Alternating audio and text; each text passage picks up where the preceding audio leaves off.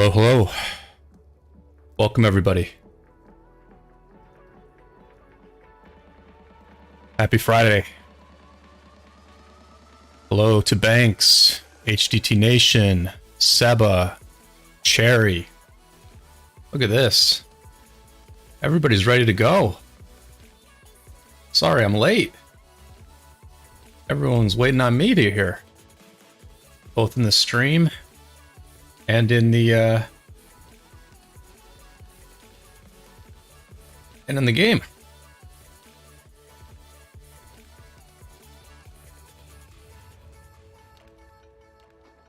Real world, welcome.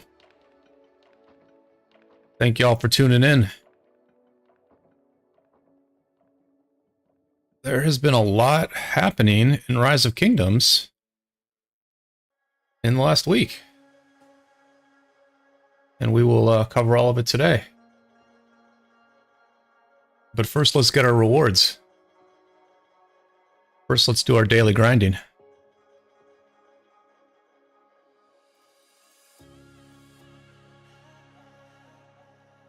I've got the music on really, really low for the start of the stream, because last week what I noticed was that the music stuttered for the first 45 minutes or so, and then after that the music sounded fine. So I'm not sure exactly what's going on. I think maybe it's something to do with my computer performance, but I'm going to keep the music real low for the start of the stream.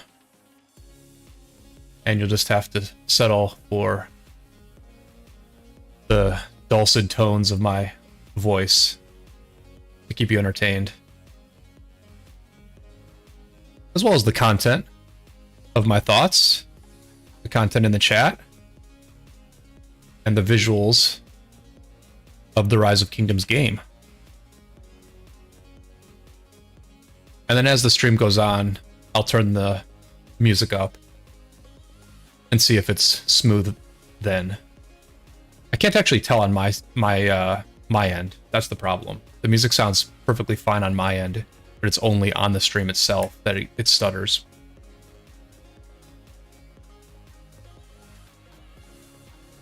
So that's a little annoying, but we'll just live with it. You have to dance with what brung ya. And what has brung me is apparently a computer that doesn't have enough power to stream my audio and my music in high quality at the same time.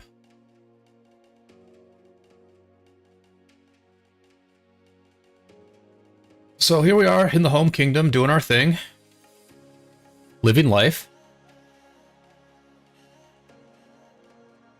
I actually watched a really fun video from Shinshi earlier today, where he was interviewing the leaders of a new jumper project that they just settled in their kingdom. I believe their kingdom 3212. And they're such a big project that they're also starting alliances in 3214. And it was just really cool to hear the enthusiasm as well as the talent of people who are just starting a brand new project in Rise of Kingdoms. Because we do forget sometimes that that is happening. It's super cool to see that happening. And that's still a lot of the really interesting things that happen in ROK, is that a group of people comes together and tries to start something brand new. And they seemed like a pretty talented group, I would say. It was like two women, 2 men who were on the voice chat.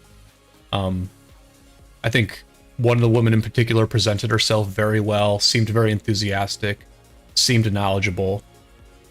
And it's just very cool to see talented people starting new projects in ROK, because that is the future of this game. This game needs new blood coming into it all the time. And, I think that people like to start their own thing. Because something I also saw, just scrolling through my videos today, was that apparently the big whale Mephisto has quit ROK and Call of Dragons. And that's really unfortunate, because obviously he brought a lot of attention to the game. He spent money in the game. And big whales, you know, people who come in and like spend a lot of money in ROK, it's kind of a proof of concept in a way. It's like, yeah, this game still matters. This game is still relevant.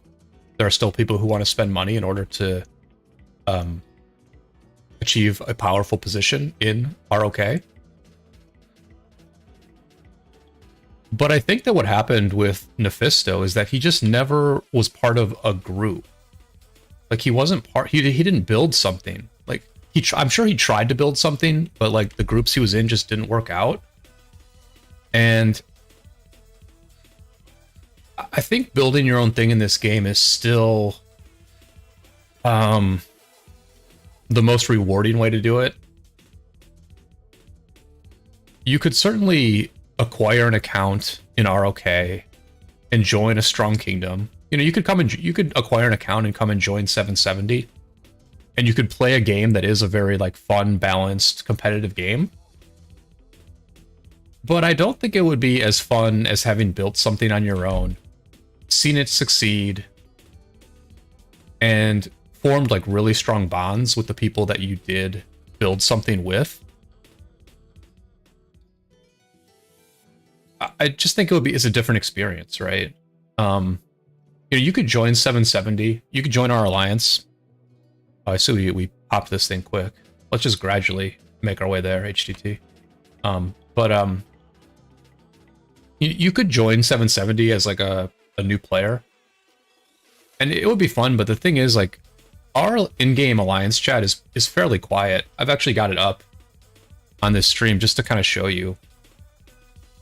We don't talk a ton in our in-game alliance chat. A lot of the relationships we have already been built.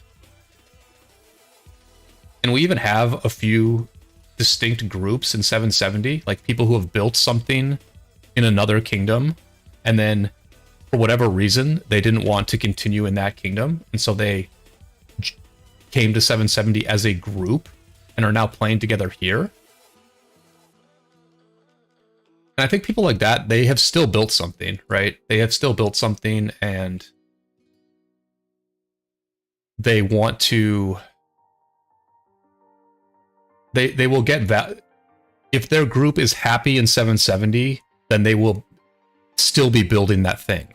They'll still be building a group that is enjoying the game, having success in the game, and on a journey together. But the point is, they built that group in the first place. They built something on their own in the first place. They formed those bonds. And now those bonds are making things fun as the game goes forward. And I just don't think someone coming into the game by themselves is going to be it's going to be hard for a person to really feel like a strong connection in an established kingdom. It can happen. It can definitely happen. But I think a person would have to go out of their way. They need to be active in Discord. They need to, you know, just build some relationships through DMs with people. All right, nice job. I was like paying attention to what we were doing, but not really. Nice. Okay, we got our keep grinding done. But yeah, it's just good to see new groups. Honestly, I think there's still like a lot of really interesting content to be had in the early game of ROK. I know there's a big audience for early game content because there are constantly new players. And that journey is getting a little bit more viable, I guess you could say. Because now they're allowing you to have Season of Conquest commanders in KVK Season 3. They are doing at least one SOC KVK where you only fight against other new kingdoms. And I would actually even suggest that Lilith extend that to 2, where like you do Light versus Darkness with SLC commanders, then you go to SOC, you have that 1 buffer Lost Kingdom against other new entrants. I'd almost say make it 2. Have 2 buffer against other new kingdoms. And just make that early game process something that is still enjoyable, something where you still don't have to fight against the uber powerful older players like myself. And really give kingdoms a chance to build something.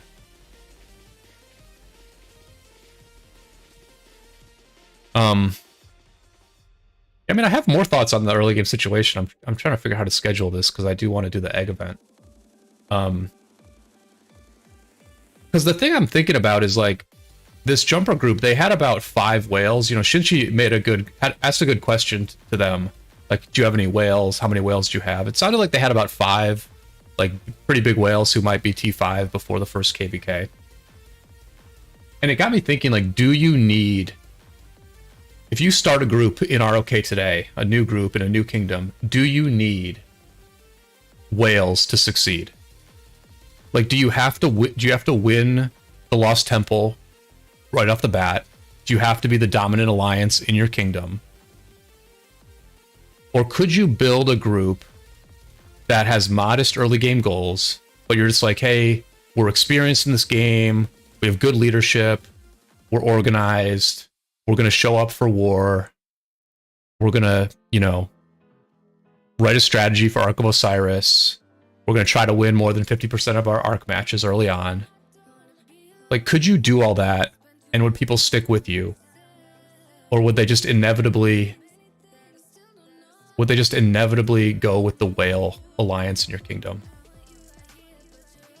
I don't know. I've been thinking about that a little bit lately. Because I think the hard part, it's just hard to start a new group in ROK right now. Like, that's the issue. The issue is that it's hard to start a new group. But I do wonder if you need whales to do it or not. You probably do. You probably have to be the dominant alliance, because any good player in your start kingdom will just go to the main alliance so they can get gold chests. And they're just never going to recognize if, you know, the leadership of the main kingdom or the main alliance is good or not. They're never going to be able to figure out if the number 1 leadership group is the best, or maybe it's like the number 3 alliance. Maybe they have the best leaders. Like, players will never be able to figure that out. Adrian, welcome to the stream. Whale Alliance, or whichever is highest, they will join. Yeah, I think that is true.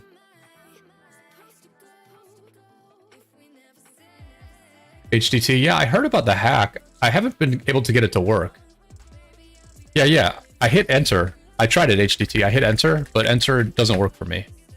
I think it's because I rebound my keys, right? Wasn't enter... I just got a triple in on that horn. Yeah, I rebound the enter key to something else, I think. Maybe spacebar? No. But yeah, I'm hitting enter, right? I'm spamming enter. Doesn't work. It's all good. It doesn't take that long. And apparently they are... Let's take a look at this patch note here.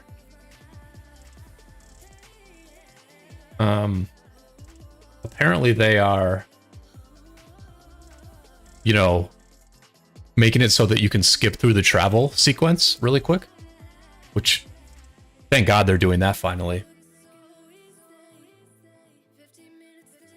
The travel, the whole thing where you have to click through all those travel sequences is so messed up, because you should be happy, right? You should be happy when one of those storyline screens pop as you're doing the dispatch quests.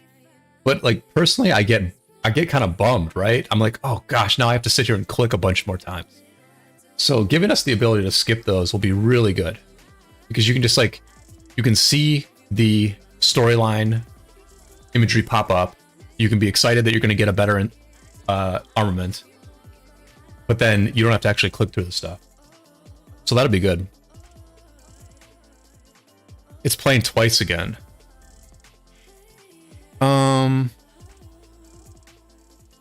Oh my gosh. All right. What is going on? It's playing twice. My music is playing twice.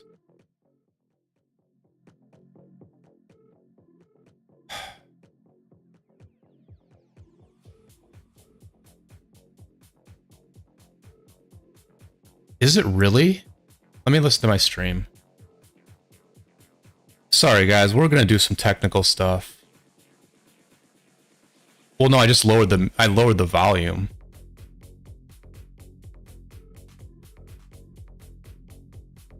Oh, Seba, man, I forgot to I was rushing around getting the stream ready, so I forgot to buy the daily special bundles yesterday. But I'm maxing the Guan. The Guan will be maxed before we start fighting. All right, yeah, this music is driving me absolutely batshit insane. I'm not gonna lie, it has got me really tilted. It has got me extremely, extremely tilted.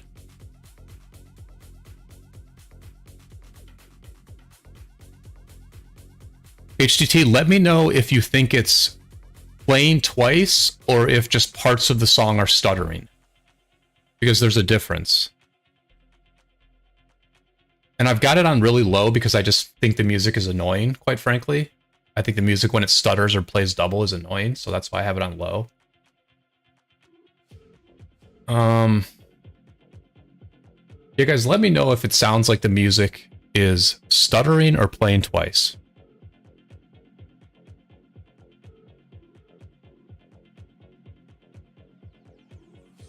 All right, so Adrian says if you wait without scrolling, the back arrow will appear after some time. I think he's talking about the dispatch quests. We'll see. We'll see. I'll try it. I'll maybe try it out next time if I remember that tip, but I appreciate it.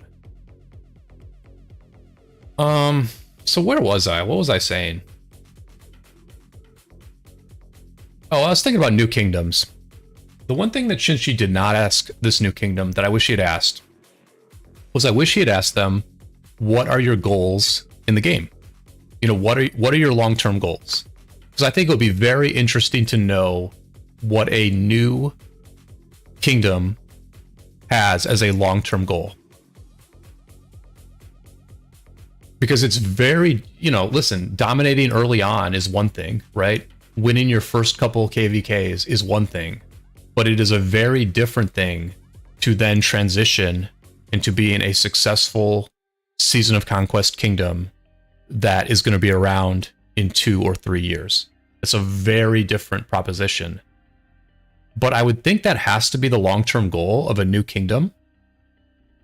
But at that point, if you make that your goal, you have to ask yourself, and you have to ask the leadership group, like, who do you have who has experience in war in competitive kingdoms? Because I really don't think like a newbie group can. I don't think you can rely on a newbie group that does well in the first couple KVKs to be able to compete in a full Season of Conquest. I mean, maybe they can, but it's like very unconnected. The ability to recruit a big player base at the beginning and the ability to recruit whales at the very beginning is a totally different skill set than successfully taking and holding territory in a Season of Conquest KVK. So I was curious.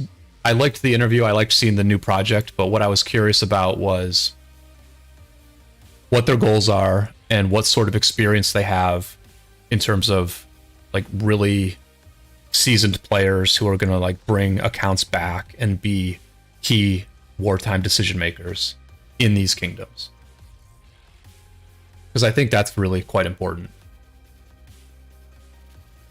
And it's a little disappointing, right? Because new people should be able to come into this game, play the game from the start, and, you know, if they're smart, dedicated people, they should be able to lead a kingdom successfully. I mean, I think it's possible. I don't think this game is that complex. I don't think leadership in this game is that complex. But I think you have to be very modest. I don't think you want to be going into SOC with a 3 alliance kingdom without having a lot of wartime experience. I think if you're like a 1 alliance kingdom or a 2 alliance kingdom, you can be more of a support alliance in a KVK. And you can sort of learn on the job. But if I were part of some, group in a Lost Kingdom, and our biggest alliance, or our biggest ally was a kingdom that had inexperienced leaders in Season of Conquest, I would be very nervous and I would not feel good about our situation, right? Now, if a group came in and they were like, hey, we'll let you all take the lead. We're a 2 alliance kingdom. We're going to just we'll join your rallies. We'll follow your build plan. Then that can work very well because they have activity, and to even get to the point that they're at, they had to be pretty organized. Anyway, that's what I have on that subject. Throw a like on the video if you haven't already. Thank y'all for tuning in. We are going to max spin the egg event. We will get right to this. Let me get a little text up on the screen. How would I do that? I need to get a counter up on the screen. Egg counter. Okay. Let's see. What do we want as size? Let's try 16. Fix for Legends 0. Let's see how this looks. Where is that? Egg counter. Where is that? Oh, it's up here. Hopefully you guys see this. Hopefully you guys see this counter. Let's put it over here. So yeah, I'm gonna keep track of how many purples and legendary materials I get, because my goal here is really to get materials, and I want to just see, how many gems per material did I spend. Obviously, I'm getting other stuff. I'm getting some speed ups. I'm getting blueprint fragments for a couple accessories, but I want to see how many purples I get and how many legendaries I get. So I'm gonna keep track as I go along. Keep track on a text thing, and then I'll occasionally update the counter on the screen. But yeah, let's crack some eggs, y'all. Let me see if this counter is up. Let me see if this counter is up here. Okay, we have the counter up. That's good.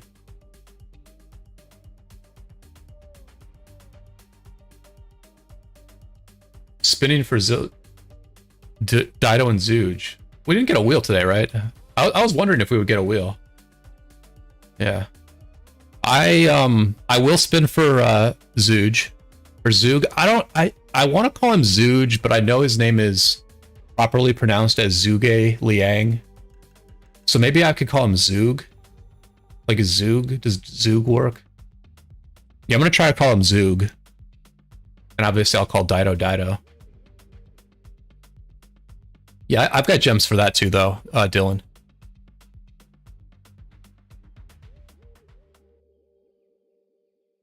Oh, what am I doing, dudes? I'm such an idiot. What am I doing? I'm opening one at a time. All right, so no materials there. I mean, we're just gonna spin it. We're just spinning.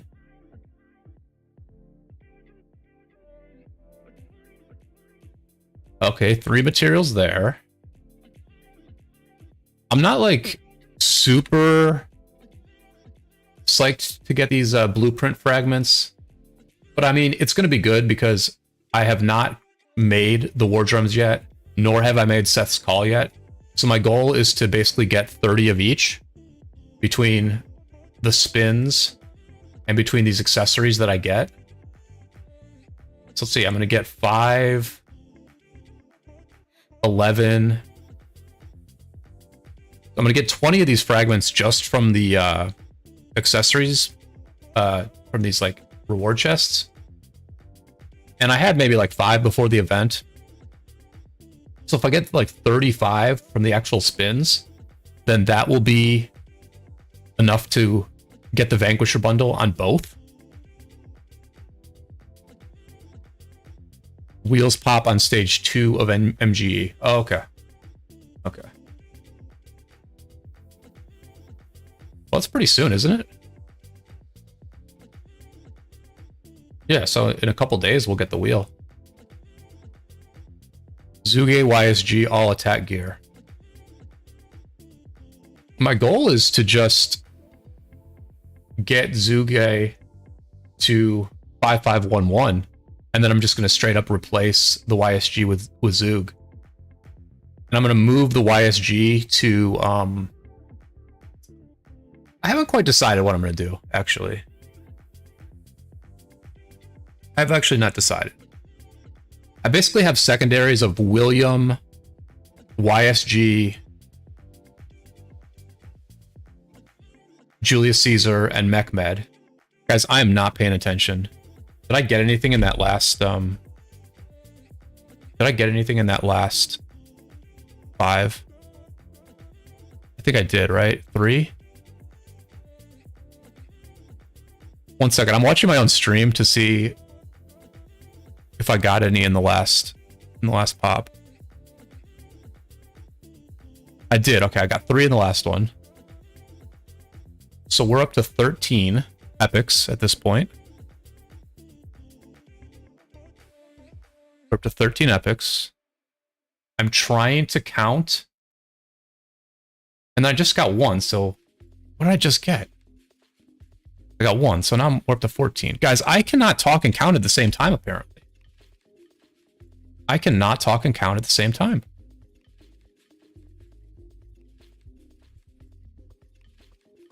I mean, if we get anywhere close to 600 gems per material, then the egg event is fantastic. Because I am getting a ton of speed ups.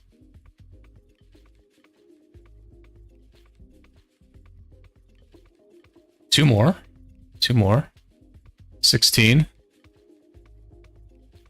Mr. High Off Music, welcome to the stream. My kingdom got legendary accessories in this egg event too. Yeah, I could have done the weapon. But I'm alright with the accessories. I'm probably not going to build these, but I'm happy to just get the Vanquisher pops and get those materials. Because I'm in a situation right now. I mean, just to let you know where I'm at, everybody. Because this is kind of important. These spins are kind of important. Because I'm definitely on a timeline as far as what I need to get as far as materials. Obviously, I can forge 1 Ring of Doom right now. This would be my 4th Ring of Doom. When the next KVK enters, I can immediately buy another Ring of Doom blueprint, and that will be my 5th Ring of Doom. So I at least need to come into the next KVK with 240 materials. Obviously, I already have at least 120. But I also have 50 out of 100 on my Pride of the Con. I have 1 blueprint. And I have 2 Season of Conquest coins to build another Pride of the Con blueprint during the next KVK. So really what I need is I need 90 materials for these 2 Pride of the Cons, and I need 240 materials for 2 Ring of Dooms. So I need about 330 materials total, and I've got at least 120 now. I've got a bit more than that. But the point being, I'm really pushing materials. I'm really pushing materials right now.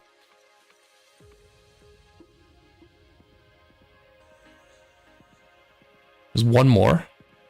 Alpha, welcome to the stream. We're up to 17 of these now. Can you even get legendaries? Am I tripping that you can even get legendaries in this event? I could have sworn you can. But I guess not. It's not showing it up here, so I guess you can't. Alright, there we go. There we go. 5, 6, 7. And I will take the legendary counter off. Because it is a troll.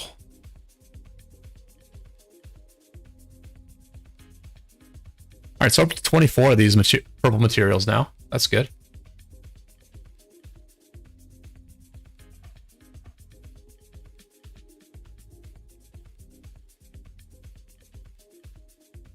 Two more.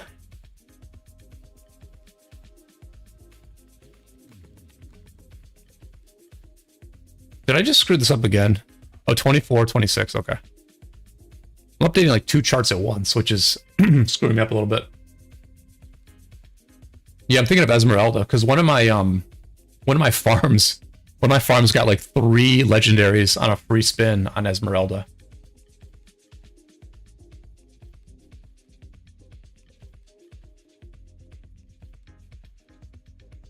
Oh, bam. So there's 12 more. There's 12 more materials.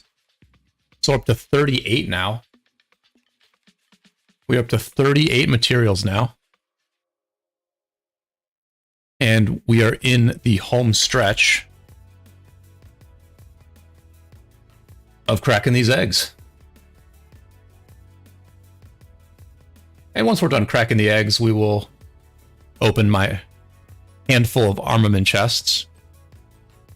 And then we'll see what's going on in the the world of ROK warfare. Obviously the big Siege of Imperium. KVK is still going on. Rio 2 still has that fort wall. And some big news has happened with 1254 as well. And I will give my thoughts on that.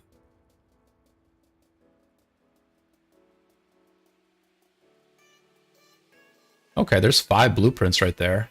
Let's make sure we don't have... I don't think we are close to having 30 Karawak blueprints, so I think we're fine. We're fine. Alright, we're at 38 epics. 2 more. I like that. I like that. 2 more.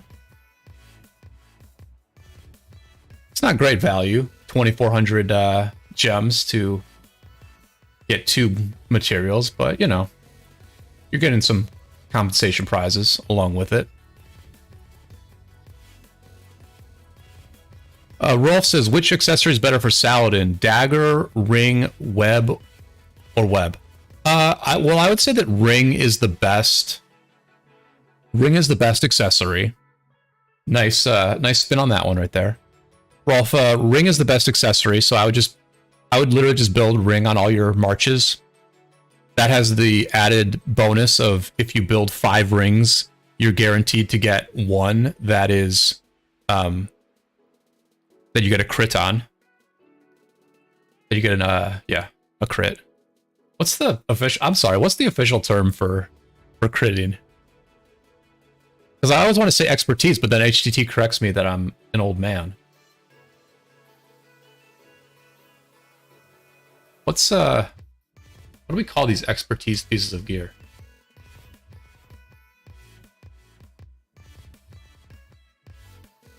Oh, special talents. Special talents.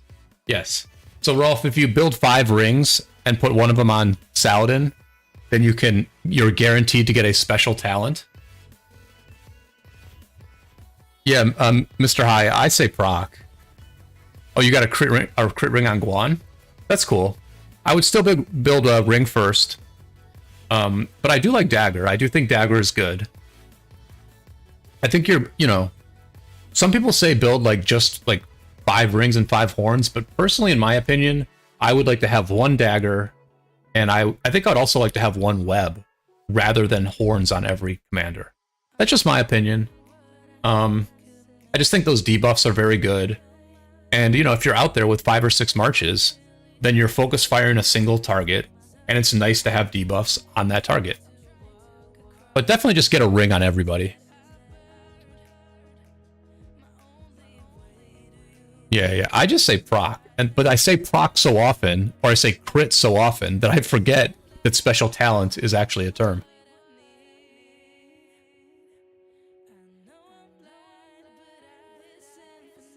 All right, that's one more. I hope my count is right. It might be off, but it seems it's all right. My count's okay. So that's like, I'll take this, I think, right? That's roughly like 2 days of speeds, which is like 1,400. With the materials, it's 2,040. I mean, yeah, this is, I guess this is not a great spin, but whatever. All right, we got 2 more of these. Rolf, yeah, I was thinking 1 web, 1 dagger, and the rest ring. Yeah, that's what I would do. And then horn, also horns, you know, to fill out the to fill things out. Because like ring and horn are like the best 2 garrison accessories or the best 2 rally accessories. All right, 2 more on that one, so we're up to 51. I don't know how I feel about this. I feel like it's been okay, but not amazing.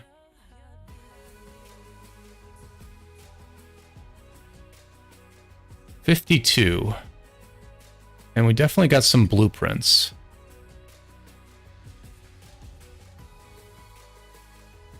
So 52 epics. And a lot of accessories. Let's see what we're looking at with the accessories now. All right, so yeah, I didn't come close to being able to build both accessories.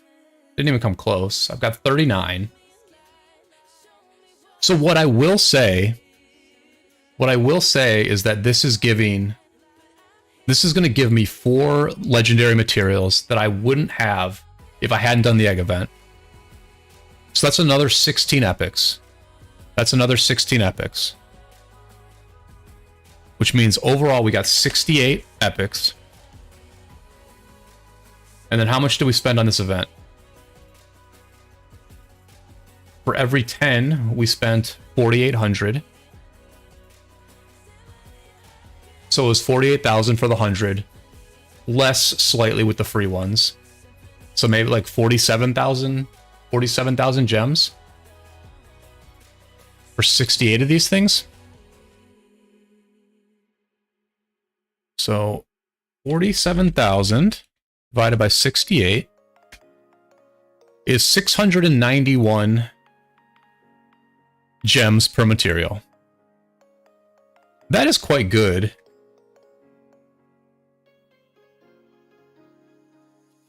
That is quite good. You know, because I got so much other stuff. And I don't even feel like my rolls were that good. So that's good. Definitely happy with the egg event there. Y'all were right a few KVKs ago, or a few streams ago, when you said that I should stop buying stuff from the shop. Buy materials from the shop and do the egg event instead. You all were 100% right. Super good advice. Nice bonus of doing this stream. I will not be listening to the chat as far as buying speed ups from the shop. I still do that. There's a couple days left. Doesn't look like we're going to get more than gems in the next couple days. So I'm just going to buy these now, since I'm thinking about it. ZFT Gaming, welcome to the stream. Really appreciate everybody hanging out. The lucky coin is okay on Guan. Yeah, Rolf, definitely. Definitely. I don't have a coin because I lost all my KBKs back in the day. But, yeah, coin is definitely good. Does anybody have thoughts on whether coin is better than ring on Guan? Or, I'm sorry, whether coin is better than horn on Guan? Is that a settled matter? I feel like that's an interesting question. All right, so this is great. Really good viewers, and really good value on those horns, or on the egg event. So now let's open up the armament chest that I have. And horn is better than, yeah, Mr. High says that horn is better on Guan than the coin. That's good to know. That's definitely good to know. Hello, did you already do the eggs? Yeah, ZFT, I did just do the eggs. You're welcome to rewind in the stream like 10 minutes, basically. And you can see all the egg cracking that I did.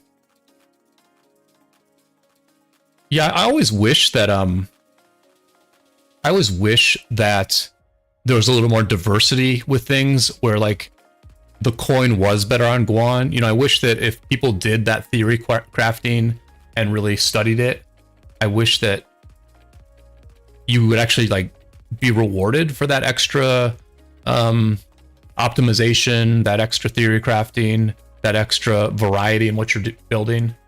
But it just seems like ring plus horn is just like the best. And hopefully I'm not wrong that that having a dagger on your murder balls is good. I mean, some people like the drum, right? All right, so these are our first armaments. We're opening some wedge armaments tonight just because my infantry wedge set is actually starting to look promising. So we're just going to open up a few wedge items to see what's going down. Nothing on that one. Let's see how this looks. No. No. No. No. Real quick, I just want to see what I need wedge-wise for infantry. I think it's this spot, right? No, that spot's amazing. Is it this spot? Yeah, 4% on the horn is, you know, it's, it can definitely be improved. 4% can definitely be improved. Oh yeah, this one. 3.3% on this can definitely be improved. And then this one's fantastic also. So yeah, we're looking for the banner and the horn. Just to, you know, just to see a little something. But we're mostly going to open up arch. Because we are an arch formation player. We're gonna do wedge on 5 more of these, and then it's gonna be it for wedge. Oh, spicy.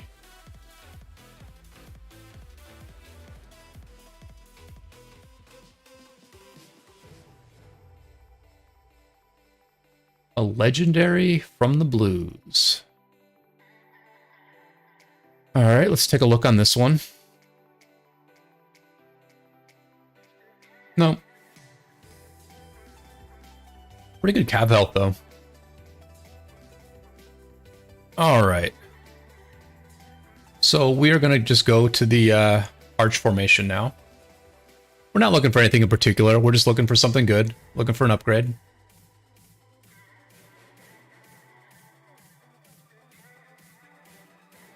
Nothing there. Nothing there. Nothing there. Nothing there. Nothing there. All right. Last 5 blues. Here we go. Blue, blue, blue. Purple? Nada. All right. Nothing really from these armaments yet, but let's be real. We didn't get very many this week. We didn't buy any. And none of them magically appeared. All right, so 5 purples, arch formation. Let's go. Give me something good here. One time. All right, about average, about average. ZFT Gaming, I am a arch player because I'm a garrison player, and I felt like having that extra normal attack, i.e. counterattack, would be good on a garrison. I made that decision before Heraclius came out, you know, so I was picturing garrisons like Zeno Flavius or Jan Jadwiga, where like you need more counterattack damage. That was the reason I went arch. I think it was probably a mistake, but there's no going back now. I think it would be a bigger mistake to not still push my arch formations and get some upgrades on those garrison commanders. All right, so nothing so far. Purple with an inscription always has a chance.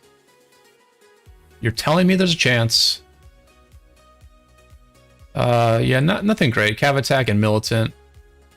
It's like basically like 3% of stats. Nothing there. And now let's look at this flag. Nope. Nope. Alright, nothing really armament-wise this week. But that's alright, we'll live. Let me just send my gatherers and stuff out here. Let me just do a little bit of grinding. And then we'll take a look at some KVKs, and I'll give some thoughts on 1254 and what was going on there. Because for those unaware, 1254 did make a pretty big announcement, or one of their alliances made a pretty big announcement earlier today. Alright, what do I want to do here? I'm going to do a couple barb forts, because my AP is getting a little high.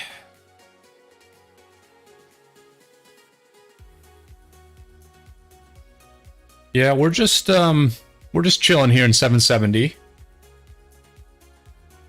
It is the off season.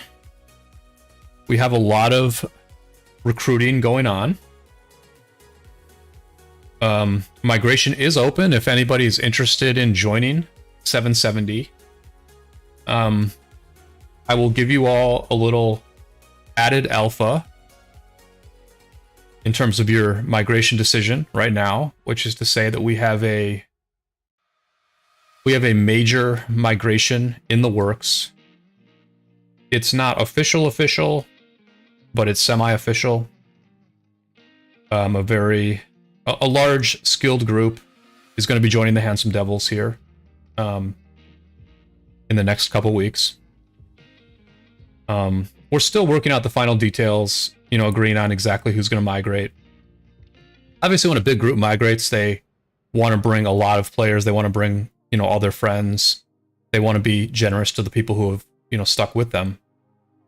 But at the same time, we have certain standards about statistics, and we want the players who come in to, on average, be at, a level that our kingdom currently exists at. But we do have, sorry, I'm like zoning out because I'm doing stuff on my alt. I'm doing dispatch quests on my alt. Anyway, we do have a big migration coming in that's going to make our alliance a lot stronger. So we are on the lookout for skilled players who want to be in a competitive A kingdom. We are one of the strongest A kingdoms in the game already, and we are about to get stronger. So that's what's going down. We're just here in the home kingdom. We're doing our forts. We're collecting our AP. We should be mentally relaxing, before the next KVK. I'm sure some people are mentally relaxing, but what can I say? I never really step away from this game. I'm out here doing 1+1 forts all day. HTT Nation, I thought they sent a... Yeah, I think the other side has made it official, but it's not really official. I wouldn't say it's official for us yet. It's like a... It's hard for me to... I don't really know exactly what to say because, like, in my opinion, it's not official, but, like, Eli considers it to be official that this migration is happening. So, like, I'm not... It's kind of weird, right? It's like some of our leaders are saying it's official. Others of us are saying, wait a minute, let's see the final list. Let's actually make an agreement.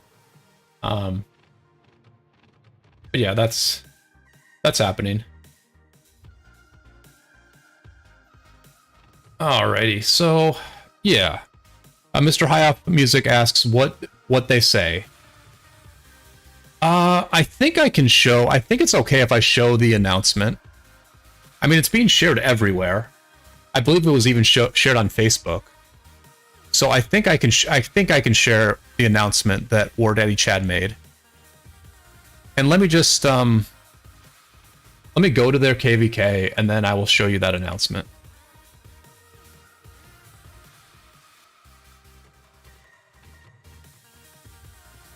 And you know what I'm going to do as we do this? I'm going to turn up the music a little bit. And why don't you all tell me if it sounds scuffed or not? I'm just turning up the music a little bit.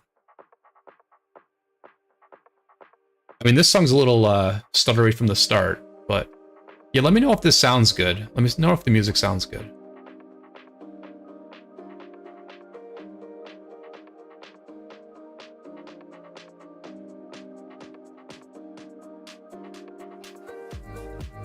All right, so the announcement that was made earlier today, I believe in the Hold My Beer Discord, is that, well, I'm just going to read it. I'll just read it to y'all. This is from Ward 80 Chad, who is the R5 of Hold My Beer in 1254. Good morning, evening fam. Okay. There has been a lot going on with the plan moving forward post-KVK. It is apparent that the Kingdom of 1254 will look much different with alliance and leadership changes. With this, we have to do what is best for us and our team for life after this KVK. After some conversation with others in SW and a glance at the state of the game, SWHMB will be moving to a newer SOC Kingdom to restart our journey.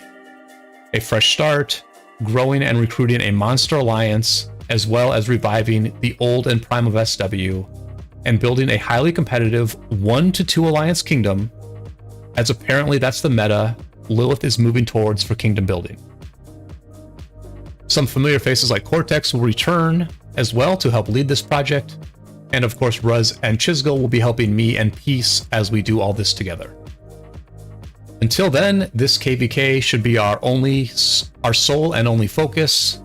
Make sure we all go out with a bang and relive some glory days kicking some 1365 ass. We won't be taking anyone who freeloads this KVK, so we expect everyone to still go 110% no matter what in the upcoming fights. Although we hate to announce this type of stuff before fighting is actually over, it is needed for proper planning and recruiting time for something this large, and the least we can do for 1254 is go all out. So that is a shocker. It is a shocker in terms of the timing of that announcement. Because, look, before I go into this, can anyone tell me if this music sounds okay? I don't want to go into a big rant and the music be like stuttering and stuff.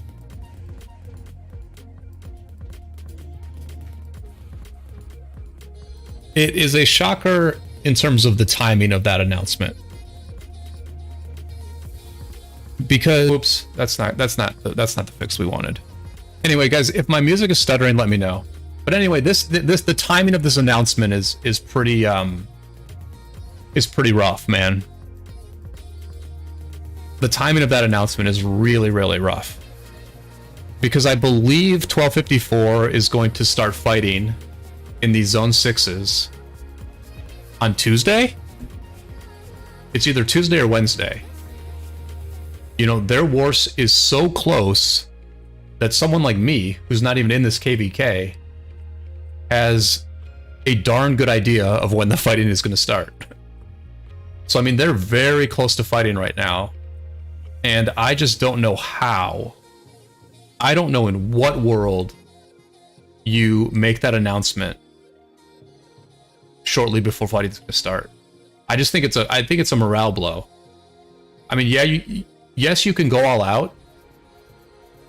And I think Chad does make a good point that they're not going to bring anyone with them who doesn't go 110% in this KVK. I think that's a good point. I think that's as good of an incentive as you can give once that announcement gets made. But I don't know why you make that announcement at this point. And in all fairness, I didn't contact Wardity Chad or any of the 1254 leadership before this stream. I thought about doing so just to like get their side of what happened, like their reasoning for doing it now. But like at the same time, I'm a very small stream. I mean, there's 20 people watching right now, but I fully expected there to only be like 5 or 6 people on the stream. And so it felt like a little weird to be like messaging someone for comment when, you know, not that many people are ever going to watch what I have to say about it. But to be fair, I don't have the other side of the story, right? I just do think that this was like very bad timing. And the thing I would compare it to is about 8 to 10 months ago, shortly before 1307 was going to fight 960. Hova went on a podcast. He went on the Saturday with the Boys podcast, and a leader from 1254 was on there. He was kind of like a newer leader to the kingdom. I think he had been a leader in another kingdom, came to 1254. And Hova was challenged on the idea of calling 1307 a super kingdom. This guy from 1254 did a very, very good job of, pointing out why he felt 1307 was not a super kingdom. And, 1307 was going to start fighting 960 like days later. It was literally like, the podcast happened, and 2 or 3 days later, fighting was going to start in that KVK. Not the Kingsland fighting, but the level 6 pass fighting. And, Hova held his ground. I think Hova lost the argument pretty badly. I think it was hard to argue that 1307 was a super kingdom at that point. But Hova stuck to his argument the whole time. And as I listened to that, I thought to myself, he is saying these things. He is insisting that 1307 is a super kingdom because they are about to go to war, and he is trying to keep the morale up. And that makes sense. His argument didn't make sense, but his reasonings for doing it made a lot of sense. Like, you have to keep the morale up. That's like actually a big deal in this game,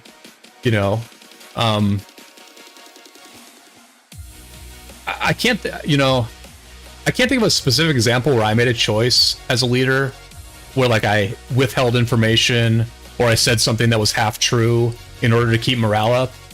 But I've certainly avoided arguments with certain people at certain times because we were about to go to war, and we just all needed to be like friends and be on the same page as we're going into war. You want the vibes on voice chat to be good. You want relationships to be in a place where you can talk openly and things can go well. So I just think the timing was quite bad. And, I also think that other leaders in 1254 should have been able to keep a handle on this. Like, I don't think it's like one person's mistake here to send that announcement out. I think it's a mistake of a lot of people, because whether they knew that HMB was going to make this announcement or not, you have to create enough respect for you as like the leader of a kingdom that the lower level leaders are not going to do stuff like this. Like, it's just kind of crazy. Like, it's actually crazy that this happened. And I think that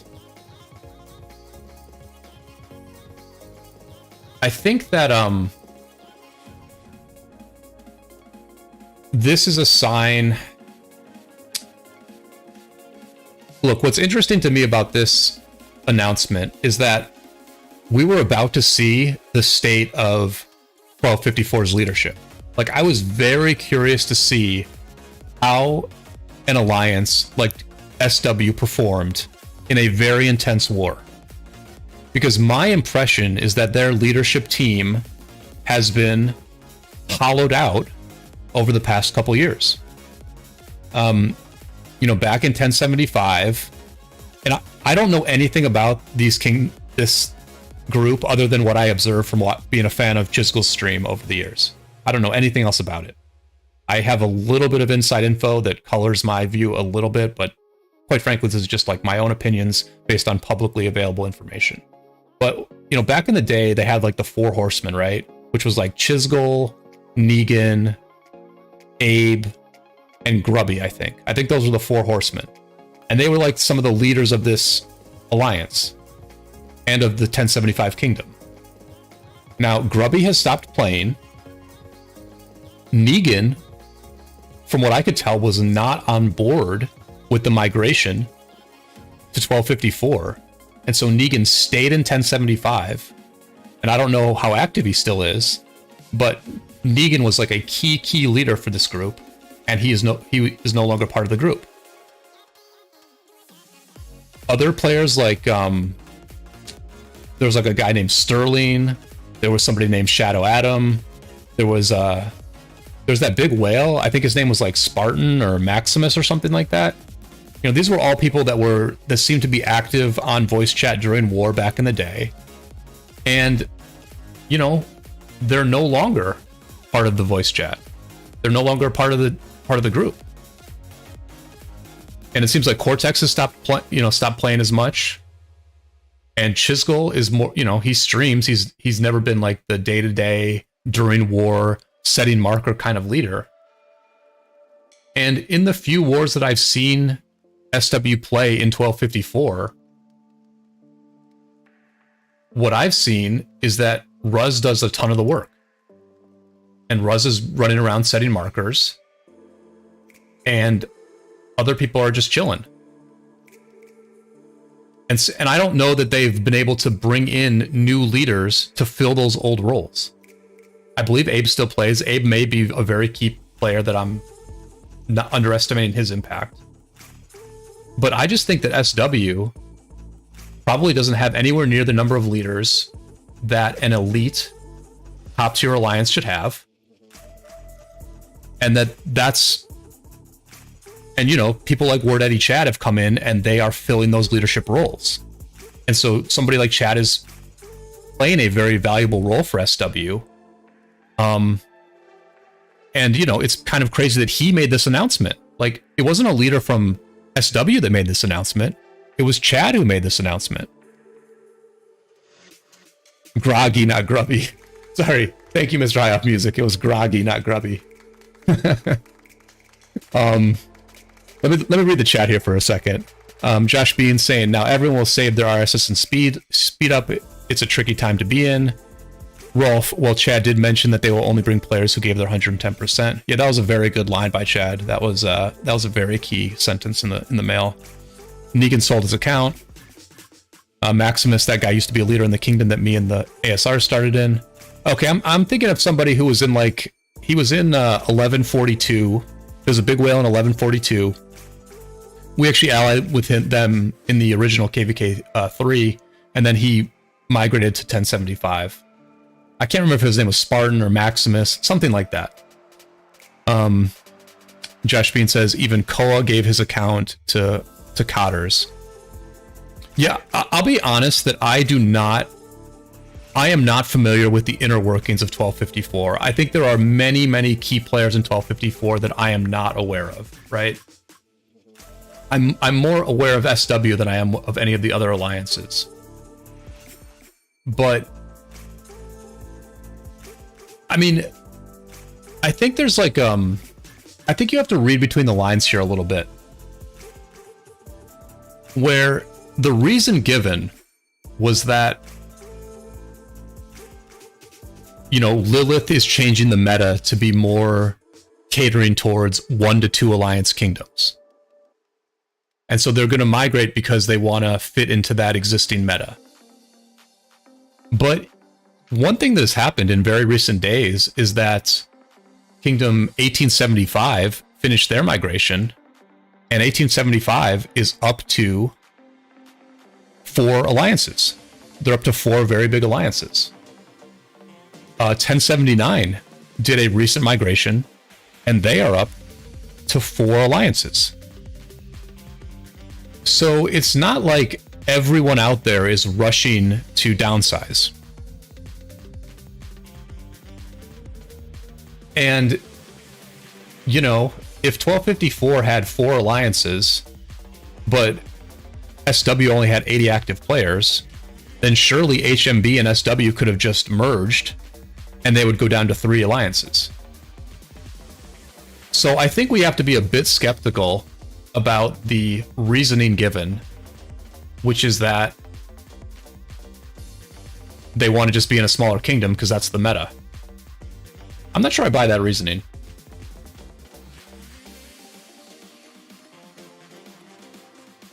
I think there are just some other departures that are going to happen in 1254 generally after this KVK that people in the know are probably aware of. You know, Redline has said that he's thought about quitting, and I think Redline has also intimated that other people will be quitting. There's been this thing hanging in the air for a while now about someone big is going to retire. Like, I've been hearing that for like 3 weeks. Especially a few weeks ago, I heard it like very loudly from a few people. Someone big is going to quit. And that still hasn't been announced. Like, I still haven't heard who that is. I don't know who that is. So, I mean, I just think, you know, I think that 1254 for a long time had that bunny ethos of just go really hard in the paint. Like, we're just going to be very aggressive and we're going to go very hard in the paint. And they were and are one of the most powerful armies that we have ever seen in this game. And it is quite amazing that what seems to have killed this army or severely diminished this army is literally just not fighting. Like, they just had so much downtime for so long that it seems like some of these big players have just genuinely stopped playing the game. Rolf says it's not going to be Arvix or Ahmad Aziz, lol. Yeah, I mean, Rolf, the other side of this is that, you know, this one group seems to be losing a lot of people, but I'm not seeing that game-wide, right? Like, I think that it's like your group. Like, if your group keeps playing, then you keep playing. If the people in your group start quitting, then you start quitting. And I think that's something that's happening in 1254 right now. I think a lot of people just kind of stopped playing. They stopped spending. And, you know, people who spend a lot in this game, like, they generally have, you know, they have other options in life, right? They can do other things. They can, you know, they can go travel. They can, you know, they can buy a sports car and drive down the Pacific coast. They can, you know, they can come to Vegas and gamble. You can, if you have a lot of money, you can do like a lot of things. You don't have to sit here all day, no life in this game. But for someone like me, right, I take breaks while I'm working to play this game for 5 minutes. I take breaks to go do barb camps or do a 1+1 fort because I don't spend enough to not do those things. I partly because I don't have a great job, I'm able to take time off when a war is happening, and I know life things during war. I also know life things when marauders spawn because I need those rewards from marauders.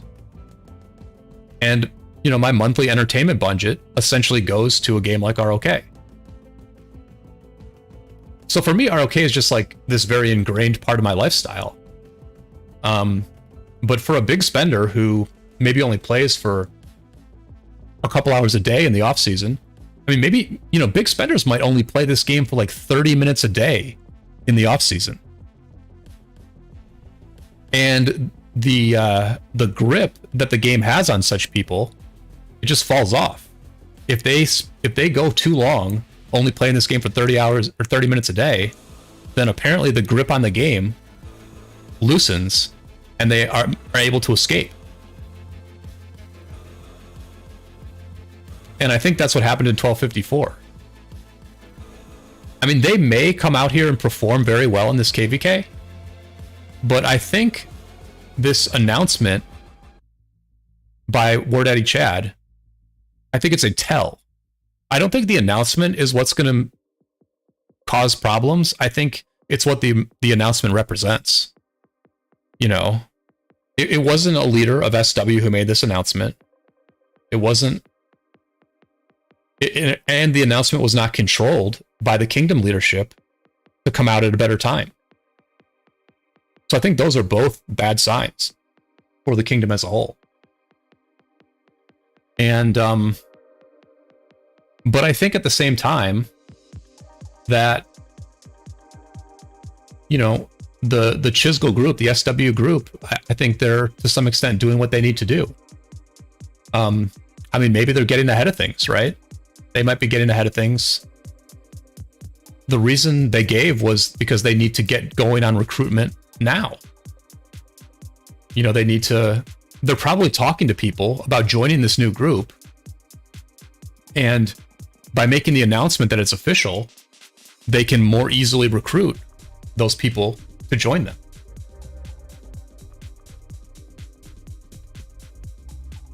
And, you know, not to put too fine of a point on it, but I think a bit of what this announcement represents is that the Chisgel brand is bigger than the 1254 brand. Because it's the Chisgel brand that is, I mean, he didn't make the announcement, right? I'm not saying he made the announcement, but I'm just saying, like, his group are the ones who stepped out of line and did something that I would suspect the majority of 1254 did not want to occur.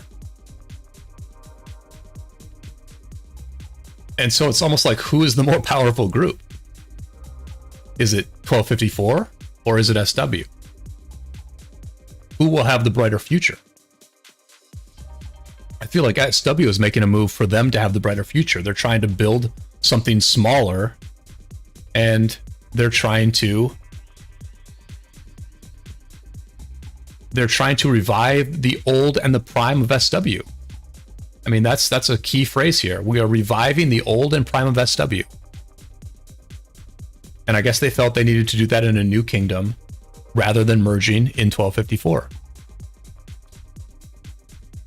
Josh Bean says, looks like there is no respect in the kingdom. If you think about it, like everyone announcing anything they desire to say, like TR is not involved in. Yeah, I mean, it's pretty wild, man. It's pretty wild. I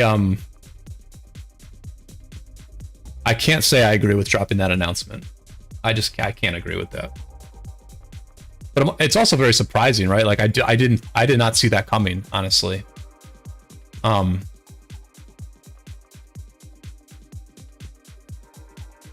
it's very interesting, man. The changes are always very interesting. I mean, we're getting a freaking infantry skin. We're getting an infantry skin in the gosh darn Lost Kingdom shop. Free-to-play players across ROK are about to get essentially a 5% stat boost to every one of their marches, or at least three of their marches. I mean, it is an absolute free-to-play's delight. There was also like a very good quality of life update that happened. Like, honestly, this was like a very good patch that ROK announced the other day, as far as they're improving the Vindicator shop. They are, what are they doing? What are they doing here? Oh, they're changing around Champions of Olympia in a very significant way. They're making matchmaking for Ark of Osiris better. You know, so it was like it was a patch that really just improves the game. And as well, let's also say that Hall of Dragons has not come out of the gate like gangbusters. You know, it doesn't feel to me that Call of Dragons is a better game than ROK. No one, as of now, in the footage that I have watched of COD, no one has articulated a case for why COD is better than ROK. You know, no one has articulated why all the different pieces connect together to make it a better game for people. Because at the end of the day, what ROK has done well is they have connected all the dots, right? Whales can spend a lot of money in this game, and they can be very powerful players in strong kingdoms. Someone like Bunny, I said this on voice chat a while ago, someone like Bunny has gotten his money's worth in this game. He spent money and he built one of the absolute strongest armies that has ever existed in ROK. You know, he spent money and he made his mark on a game that is very important to people. He made his mark on a world that is very important to people. And to this day, he has influence as the leader of an army that actually means something. Like, it's real influence. Like, you can say this is just a game, you can say this is just digital warfare, but the leader of a huge army has influence on this world, and therefore also has influence on our own real lives to an extent. When you fight a strong army in this game and they kick your ass, it bums you out. And it, you know, potentially causes problems in your own social group. So, you know, whales can spend money and have a very big impact on this game. But at the same time, a low spender can put a lot of time, energy, and intelligence into the game, and they can be a leader who has a very big impact. Extroverts who know how to build a network can have a very big impact in recruiting and diplomacy in this game without spending a lot of money. Free-to-play people can be part of a great army, build a very strong account, have an absolute ton of fun in the game, and if they want to, at some point down the road, they can even sell their account for a decent chunk of change in various countries. You know, there are free-to-play people in this game who have never spent a dime, and they have this asset of their account that is potentially worth, like, whatever. It might be worth a month's salary, average salary in their country. It might be worth a couple months' average salary in their country. But they just hold on to that asset anyway because they have so much fun and such a position of influence in this game. And so ROK caters to all sorts of different player types, and the game makes sense for all those player types. And it's not easy to connect those dots, and I'm not sure Call of Dragons has done it. So people are talking about, you know, I'm really just riffing off of what Rolf said earlier, where it's not going to be Arvix or Ahmad Aziz. Yeah, I mean, here's the thing, man. There's still lots of people who are very dedicated to this game. And groups rise and fall. Like, at the end of the day, groups just rise and fall. It's the natural evolution of things. And it's, you know, it feels different depending on your vantage point, honestly. I think for a lot of us, situations like this are exciting, right? If a big kingdom with very skilled players falls apart, then that talent, some of that talent does go elsewhere. So, you know, I mean, we're seeing it happen, right? Like, we're seeing groups get bigger. We're seeing groups get more powerful. 1875, from what I could tell, had a very strong migration. And there's just a lot of people who are still very dedicated to this game, very serious about this game. And at the end of the day, it's like, if you're not super dedicated, I mean, this is, look, you want to know what happened to 1254? If you want my real opinion about it, if you're not super dedicated to this game, you are going to get surpassed by other people. You're going to get surpassed by groups that are super dedicated. Because the game is competitive enough that you have to stay on the cutting edge, or you're going to get blown out of the water. And I just think there are probably people in 1254 who can tell that the kingdom has gotten dusty. You know? I mean, it's kind of... I mean, so that's what I think, right? I think, like, people are reading the writing on the wall and they're saying 1254 is dusty. and they're not going to be able to compete at the level that they used to compete at, and they're not going to be able to compete at the level that other kingdoms are. But I just think it's wild to make that determination now. Like, why would you determine that now when 1254 is about to have a huge fight, their first fight in over 6 months?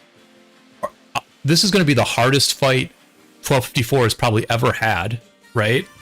Because even when they were fighting 556, I think we all knew they were going to beat 556.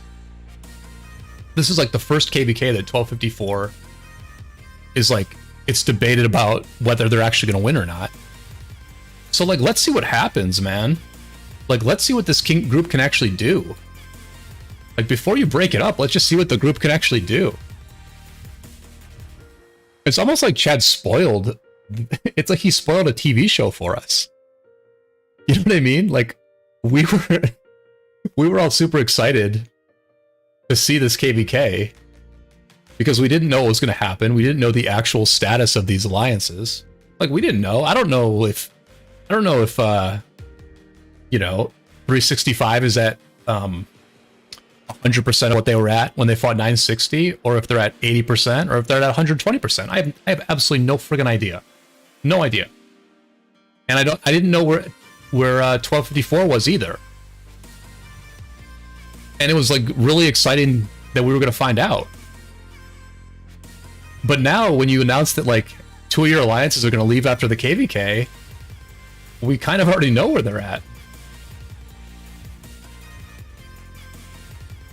So, I don't know. I mean, the one thing that happened, right, is that, like, the thing that happened in this KVK is that Song ultimately has done such a good job on defense here that they made the KVK a little bit more of a 50-50 proposition than it was before the fighting started.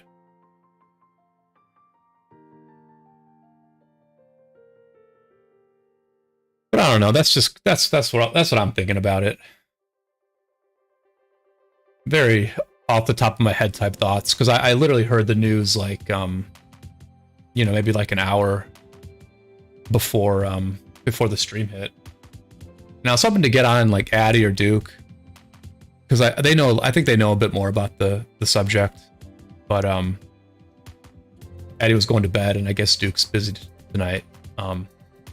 But if anybody does want to jump on voice and talk about some of this stuff, I would be happy to have you on. I can give you a link to the Discord that I'm talking in.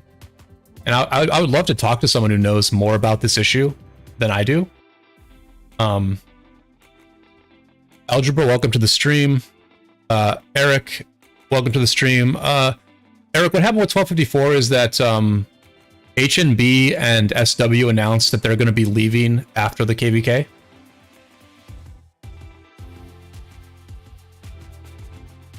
So two of the four. Here, let me show you the coalition so that you know we can at least know what we're talking about here. Yeah, so you know the number 2 and number 3 alliances in 1254 announced that they're going to be leaving after this KVK. I'm curious to see who the officers are of SW right now. So yeah, Abe is an R4. Ruz is here. Chisgle's here. I believe Sean has been around for quite a while. Sean is a name that I've heard for a while. So I mean, they probably do have like enough people to lead them in war. Like I know I was saying that I thought that their leadership crew had been hollowed out, but they probably do have enough people to lead them in war. I think one of the things that happens is that it's really hard to so here we've got the rally on this HSE fort. Laguna's rallying with Boudica Henry. DPS rally.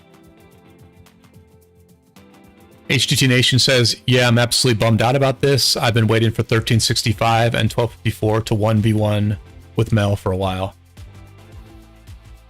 Yeah, I think everybody's kind of bummed, honestly. Because like the thing is, a war like this is going to be so intense. Like a war that the war that we're about to witness, the war that we're looking at right now, a war like this is so intense that your affection for your team, your desire to see your team win, your desire to see your team get stronger after the war is so high that you fight harder because of that affection. Like, that's the main reason that you have wars where both sides give it their all. Both sides, like, literally, you know, like, actually hurt their lives, you know, actually hurt their relationships, hurt their career, hurt their health sometimes, to put tons of hours into these wars. The reason it happens is not for the star, it's not for the autarch rewards, which didn't exist until very recently.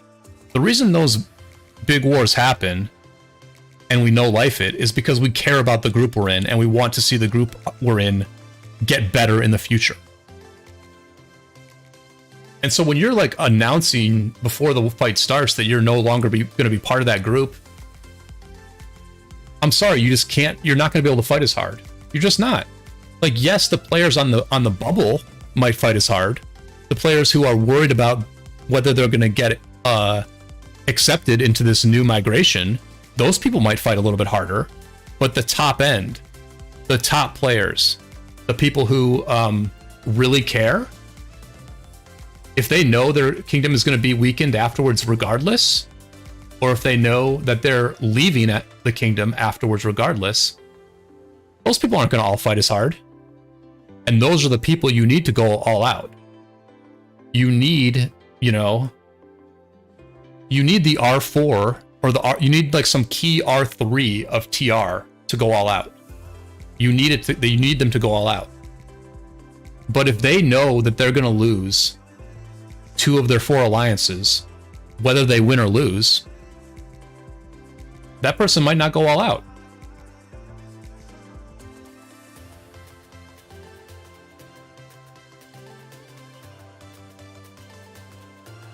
Eric says, what is the reason they are leaving? Eric, the reasons they're leaving is they want to go to a smaller kingdom, since they feel that the meta of the game is shifting towards smaller kingdoms, like 1 to 2 alliance kingdoms. That's the official reason given. I think what I've done on this stream a little bit is read between the lines and say that I guess they're expecting 1254 to be a bit diminished after this KVK, and they're kind of getting ahead of it, I guess you could say. Shout out to Duke in 1846. Great player.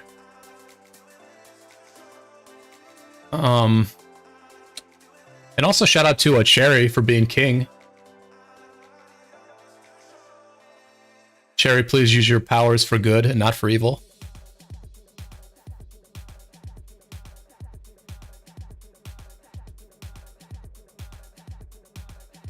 HTT Nation says, almost feels like everything that 1302 has built up for the audience was for nothing, because no way 1254 is going to have the morale to win. I mean, you never know, man. You never know. Because we don't know how many troops... I mean, 1254 might have like way more speed ups and way more resources than 1365 has. You know, 1254 just might be like way more prepared for this war. They might have just like so many whales who are going to spend. We don't know. Like at the end of the day, it comes down to like the whales in 1254 and how much they spend and how much time they put in. But I'm not, let me put it this way. I'm no longer picking 1254 to win. I retract my prediction from last week. I may or may not have been drunk when I made that prediction. I am now picking the 1365 side to win this KVK. But yeah, I mean, 1302 definitely made this interesting, right? They definitely made this KVK more interesting by just overperforming expectations here. I mean, it's still going to be a really interesting fight, right? It's still going to be very interesting. Because let's be real, right? SW and HMB, they are advertising for players in their new project. Like, SW and HMB have to show that they are a coordinated, high-performing wartime unit because they need to bring quality players to their new project. And TR and Q7 needs to show that they are a well-coordinated, high-performing army so that players will migrate to what remains of 1254 after this.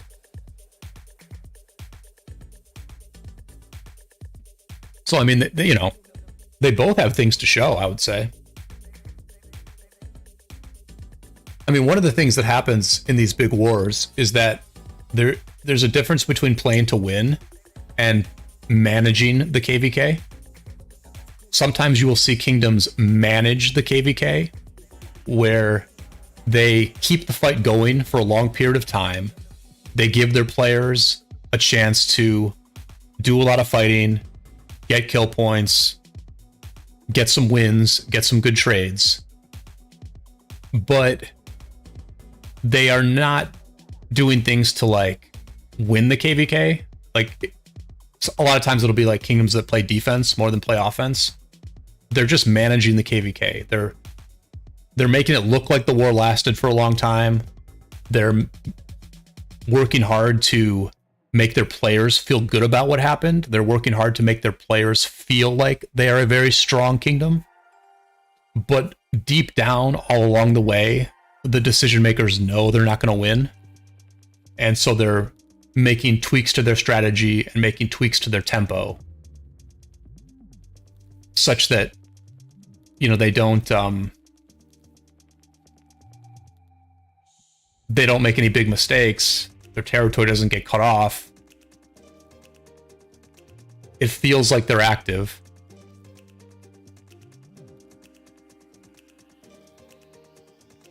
But they're not like fighting hard in their downtime, like they're not and then in their uptime they're not taking advantage of their uptime to like actually push the offense.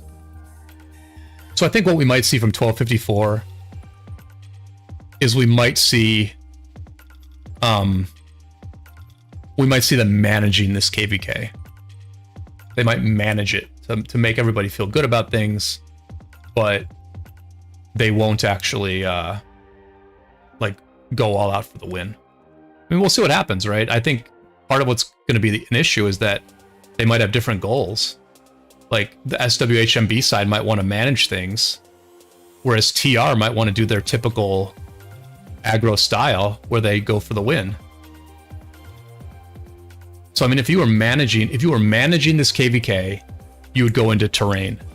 You would simply fight in terrain, and you would use the advantage you have in terrain with 1525, and you would just fight 365 here in terrain. At this point, that would be the smart thing to do. The aggro thing would be that if 1302 can survive... Sorry, I should be watching these. I think I missed a burn here. Anyway, if 1302 survives, which it looks like they're going to, I think they're going to well, it's Tuesday. If 1302 survives and can get some cities into this zone, all they have to do is teleport in this zone, random TP in this zone, and then they can build a fort on TR's side of Ile-de-France. So, I mean, if 1302... I mean, what's interesting about this is that, like, it's really, like... It's turning on a dime right now. Like, yes, the KVK managing smart thing to do would be for 1254 to go into terrain, win terrain, and be like, well, we beat 365 in terrain. What of it? That would be the smart thing to do at this point. But the thing is, 1302 might actually get into the Ile-de-France. And at that point, 1254 has no excuse but to go into Ile-de-France and fight here. Like, they kind of have to. And at that point, you get a real fight. At that point, you get a real fight that the 1254 could absolutely lose against 1365 and 1846. So it's really just turning on a dime right now as far as what's going to actually happen.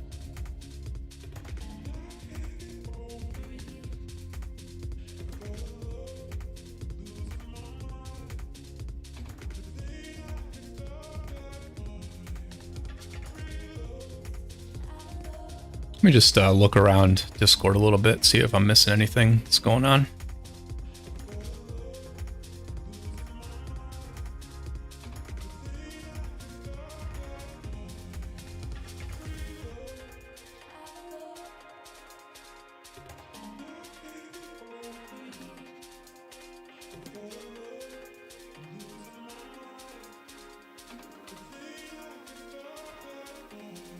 And if you guys will just, well, let's watch this rally. I'm just hoping the music is okay on my stream. That's all I'm worried about. I'm just sitting here wondering if the music is sounding right. But I appreciate everybody tuning in. Really cool turnout. I'm certainly happy to rant on all these issues. To an audience. I love it. It's great. And I hope I wasn't too unfair about it. I mean, I just have to call it like I see it. At the end of the day, I don't know what's going on inside these alliances. And so if I was unfair about anything, I think it was me speculating about like what's actually happening within these alliances and like saying, oh, so-and-so is weak, so-and-so is lacking, that stuff. Because that's just pure speculation. I think on a macro level, I think we're all intelligent enough to see that this is a blow for 1254, to see that this is evidence of some rancor in the kingdom, some misalignment in the kingdom. I think on a macro level, we can safely make those assumptions. But, you know, a lot of things can happen in war. Sometimes it's the X factor. You know, it's the X factor kingdom that ends up deciding things. It's not the biggest kingdom on one side or the biggest kingdom on another side that determines the final outcome. Sometimes it's the X factor kingdom that overperforms. And, you know, 1302 could be that X factor. If they can get into the next zone, they might be so motivated and so like feeling good about what they did here that it might carry them through into Ile-de-France, where they can still fight hard in Ile-de-France. Because one thing they have done good with these forts is that they've allowed their very big players to teleport right next to the forts and fill up these forts. And this one actually seems to be trading pretty well. The Xeno Hera. The Xeno Hera is actually doing good here. I'm surprised they're using Xeno Hera instead of Flav Hera. What's up with that? Isn't Flav Hera better than Xeno Hera? What's up with that? Now the Yan's in there. Let's see if they switch it back. This is like a pretty serious defense right here. This is a pretty serious defense. I think you're even... Are we seeing any open field from... we're seeing any open field from 302 here? A little bit, but very little. I wish we could see a little more open field in some of these fights from 1302. Just disrupt the tempo of the offense a little bit. Because the offense has gotten so used to, like, standing around. Xeno Hera has more health in the heals. Yeah, but I mean, they should be able to keep this thing filled, you know? Oh man, this fort is dying just as the counter rally gets here. Yeah, Mr. High, it's really interesting for me to see like the choices that these Imperium kingdoms are making with garrisons, it's not what I expected. It's genuinely not what I expected. But I'm coming from a different perspective, right? What I expected was I expected them to start with a rally garrison.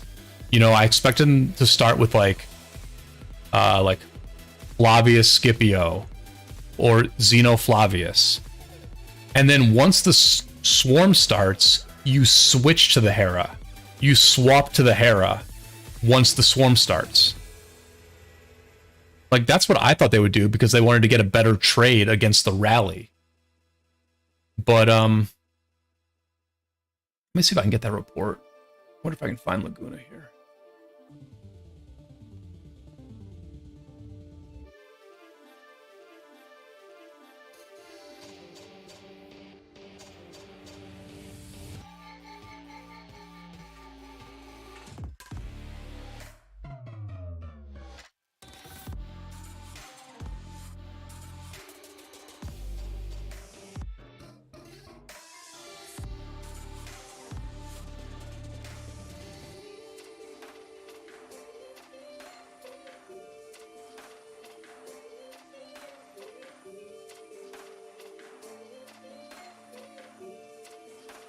Not really a bait garrison.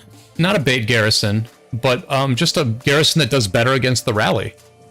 Like, at the end of the day, Hera is not the best against rallies. Like, Flavius Scipio is going to do better against a rally than Zeno Hera. Zeno Flavius is going to do better against a rally than Zeno Flavius, or than Zeno Hera. So, like, when you're not getting swarmed, what we're expecting to do is we're expecting to swap to the swarm garrison once the swarm begins. But I guess, like, the swarm in these Imperiums, I guess the swarm is just so, like, ever present. There's always the threat of the swarm happening at any moment. And there might even be players like Makode who are just, like, swarming all the time.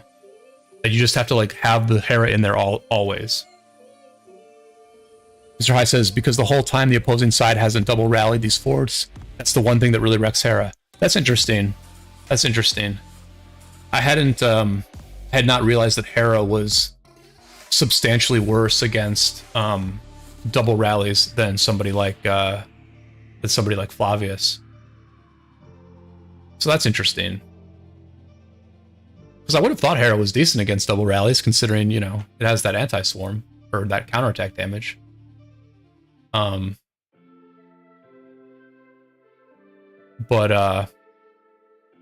Yeah, it's given me something to think about, where maybe I just want to, like, make my life simpler and put Hera in immediately.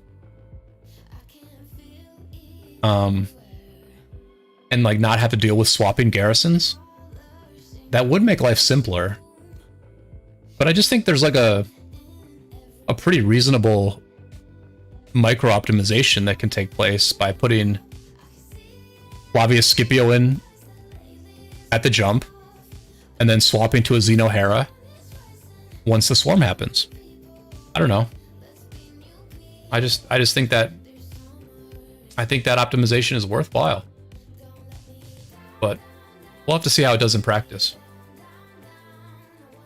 Let's see. So how are the burns going right now? Is everything burning? I mean, the timing on these progress by 846 is, like, so wild. They're literally going to get to these forts, or get to the pass, like, just as the pass is opening.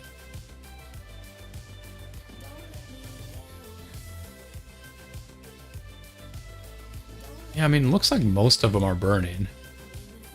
This one's about to go. This is, like, a pretty big one to lose. This is a pretty big one to lose. You know, one thing I've been thinking about is, oh, so this one needs to get burnt. So they're going to rotate up here. And I'm going to bet that Song defends this one pretty well, considering they just defended the last one well.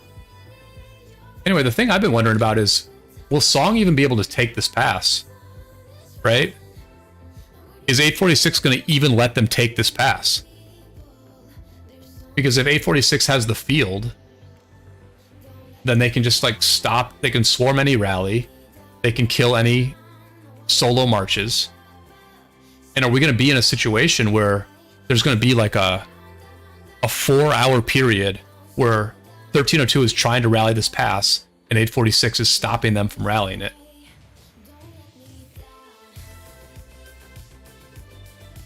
That would be pretty wild. All right, we got a report. Shout out to Laguna. So this looks like this was the very recent report. Yep, this is the very recent report, the one we just saw. Ooh. See, this is why I'm questioning the Hera, bros. This is why I question using Hera. You know what I'm saying? Like, you can't tell me Xenoflavius isn't going to trade a lot better than that. You can't tell me that Xenoflav, or, you know, like, how about, like, Jan Jadwiga? How about Jan Jadwiga and then swap to a Jan Hera? I mean, I thought you were an Elite Kingdom. You don't have that? I'm just saying. I mean, we have that. Like, we have that. You know, I just don't quite get it. Interesting swarms on this Boudica Henry. Laguna is like really thick here. Look at these swarms, man. Look at the swarms on the Boudica Henry. Look at the swarms on the Boudica Henry. This is mind-blowing. This is like crazy good.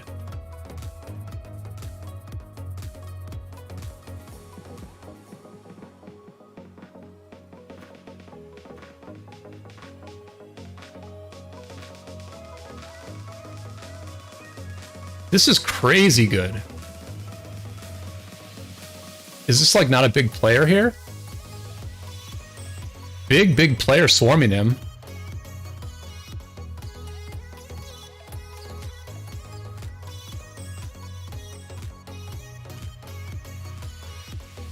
This is crazy, dude.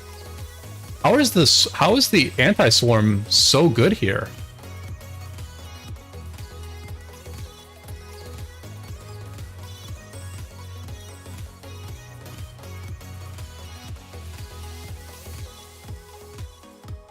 Zero % counterattack damage, very little normal attack damage bonus. This is pretty crazy, man. I guess they kept the rally full. Is that why? Yeah, they kept the rally full. See, this is like the best. This is the best anti-swarm. The best anti-swarm is keeping a rally full. You know, because the swarming was kind of light. It wasn't like a lot of people were swarming. And they kept the rally full through the swarm. The player also like went down to 0, which of course is a mistake. So that's part of what happened here. But yeah, this is I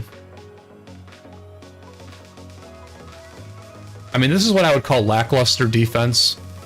Like, and partly for what I was just talking about, right? Like, why do you open with the Hera? Why not start with a Xenoflav or a Flavius Scipio, right?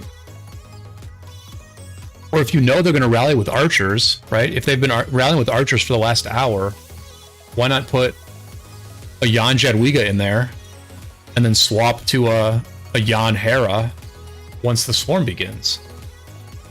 I don't know. I mean, that's what I would do. That would be better. That would obviously be better. Obviously, you're limited by like what you have at the moment, but I don't know.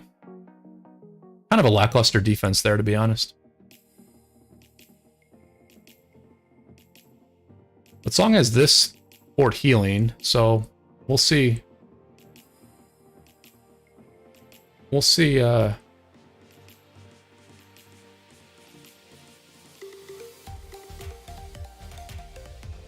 Oh, Dur went to 1875? Interesting. Okay, so Dur's part of, man, Dur, I really am bummed that Dur left. I'm so bummed that Dur left us.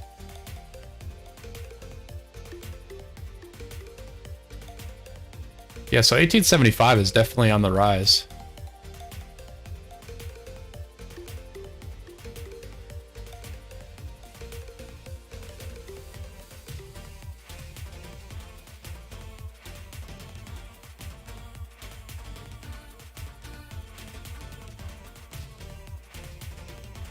Alrighty. Well,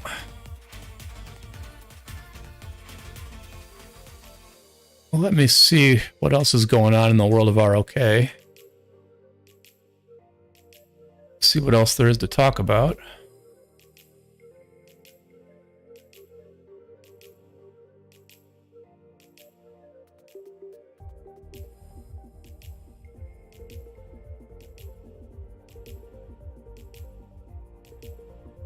Let me jump back to the home kingdom real quick and get a couple of more 1+1 forts going. I do have a video coming out in the morning, so look forward to that. I've got most of it done. I just need to redo one voiceover segment and then do the actual editing of the visuals. But it's going to be a rant video about the matchmaking that occurred with the 4 big Imperiums that went into Warriors Unbound. And I'm just going to redo one part of it because I trolled somebody. I made it like kind of a not great joke about somebody who I've never talked to. And it could certainly be taken the wrong way. And I mean, it's obviously a joke, but the joke is not funny enough to leave in there. So, I don't know. There is something weird about being a content creator and realizing that your words affect other people. Realizing that your words can be, you know, they're immortalized forever and they can potentially be used against you. But at the same time, you want to be interesting. You want to be able to speak your mind about both the groups in the game as well as the game itself. And I'm still figuring those things out as a content creator. You know, I got a little bit of pushback last week when I was criticizing Song's fort wall because I didn't think it was a good idea at the time. I think I was obviously wrong about that. I think their fort wall has worked out well for them.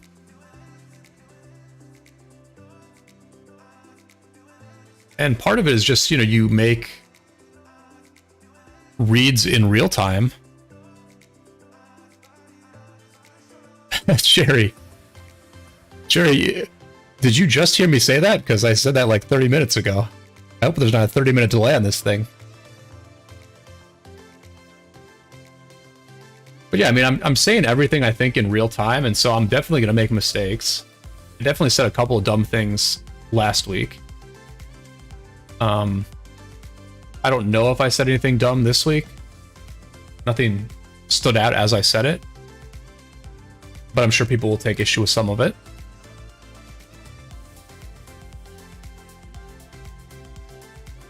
But yeah, I think, you know, as long as you're like honest and logical and use data as best you can, and you revise your thoughts as they go along, you know, no one should be afraid to be wrong. We're wrong all the time about stuff, especially in a game like ROK when you're like assessing, you know, real-time decisions about isolated situations. You can think something's a good idea and then information changes and you change your mind. Like, that's just going to happen as we watch these wars and assess what's going on.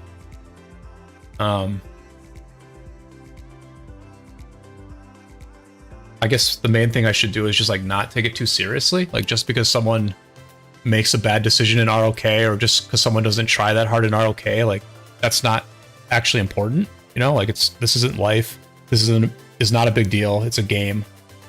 People are playing it for fun, and when they make decisions to like put their attention elsewhere, they're making a smart decision for themselves. They're not making a bad decision. A lot of times it's the people like me who are making bad decisions in our real life That's what makes us good at this game. Omar, welcome to the stream and thank you for your kind words. Omar says, you're a hidden gem in the ROK world, never change. I appreciate that. I really do appreciate that. Yeah, I mean, my next video is going to be critical of the matchmaking decisions that were made by the developers. And there was a part of me that was like, why am I being critical of them? Like, why am I doing this? But I just realized that, like, there's no way that I will ever be a content creator who toes the line. Like, I could try to toe the line for, you know, a couple months or something, but I'll never toe the line forever. Like, I'm always gonna break ranks. Like, that's just who I am as a person. I'm too outspoken, and I just, like, I'm too don't give an F enough that I'm never gonna toe the line. So I was like, you know what, whatever. I'll just say what I think. And if it blows back on me, then that'll be a bummer, but what else am I going to do? I'm not going to be fake. There's like no way that I just have no ability to be fake, so I'm not even going to try.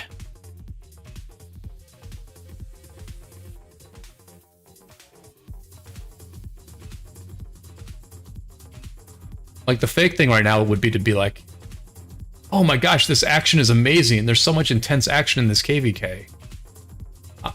Aren't you all so glad that we tuned in for this exact point in time where we can watch, like, flames shoot out of Godiva's city? And, you know, we can watch hearts come out from this old school Heart City, Cupid City. I mean, isn't this, like, amazing? Like, look at this action, bro.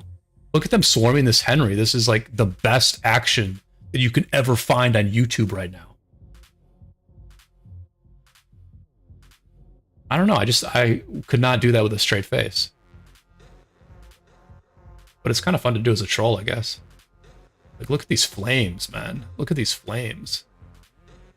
These flames are absolutely insane. They got the Pegasuses out front, guarding this burning fort. This stuff's crazy, dude. I have 10 million power in Rise of Kingdoms. Well, I have 20 million power in Rise of Kingdoms. Date me instead. Oh, of course.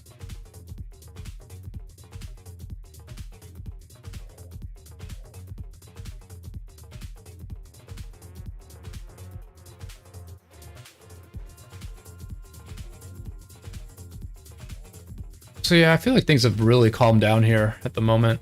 And I feel like we've said what we need to say about this KVK for the moment. So I'm going to send it back to the home kingdom and see what else can be done here. What else do I need to do today? What else do I need to do? We are not registering for Siege or Heroic Anthem.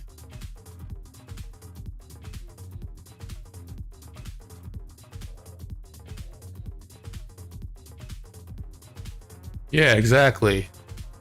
No VIP access if you have less power than me.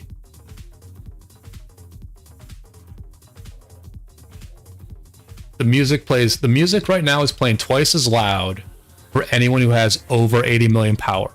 They're feeling the beat. They're enjoying the dance party that's going on behind the scenes. But if you have less than 80 million power, you're not hearing that. You're hearing music that's very low. My voice is drowning that music out.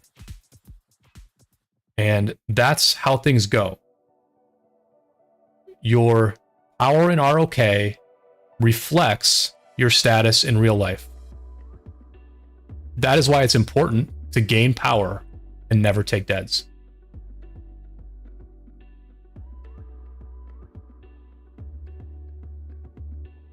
HDT asks, so which Imperium are we fighting this time? That's a good question. Technically, we have never actually fought an Imperium, but I do wonder what kind of KVK we're going to get into. I do wonder what we are going to get into. It feels like we are primed for a tough one, doesn't it, HDT? Feels like one way or another, we're going to get into a tough KVK. I mean, personally, what I would like to have happen is I would like for us to get put into a KVK with a bunch of very good A kingdoms, and then we actually like do a fair matchup. I don't want us to overestimate our abilities. The biggest weakness we have made is when we overestimate our abilities. I would like for us to simply say we are on the level of these other kingdoms, and let's make a fair matchup, and then some of us will team up and we'll fight the other team, and we'll just like see among these strong kingdoms, let's see which ones win an actual war. That's what I would like to see, but obviously it depends on a lot of factors, and the truth is we just don't know how strong we're going to be in the next KVK. We have a big group coming in. That big group is going to fill the biggest weakness that we had. Well, the second biggest weakness. Our biggest weakness is that we don't spend that much. But they're going to fill our second biggest weakness. And so then it's like hard to assess like how much better does that make us, right?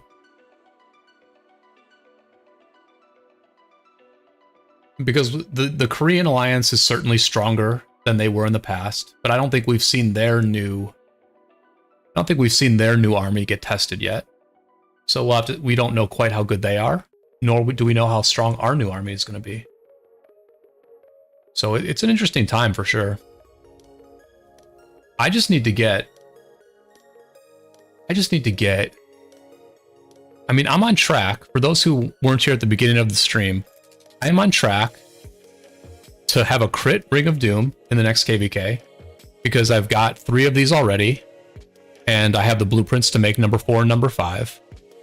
And I'm on track to get a special talented Pride of the Khan, because I have 1 blueprint, and I can get another blueprint in the next KVK. And like, as long as I have enough materials to crit the ring and finish the Pride of the Khan, then I will have 6 out of 7, or what is this? I will have 7 out of 8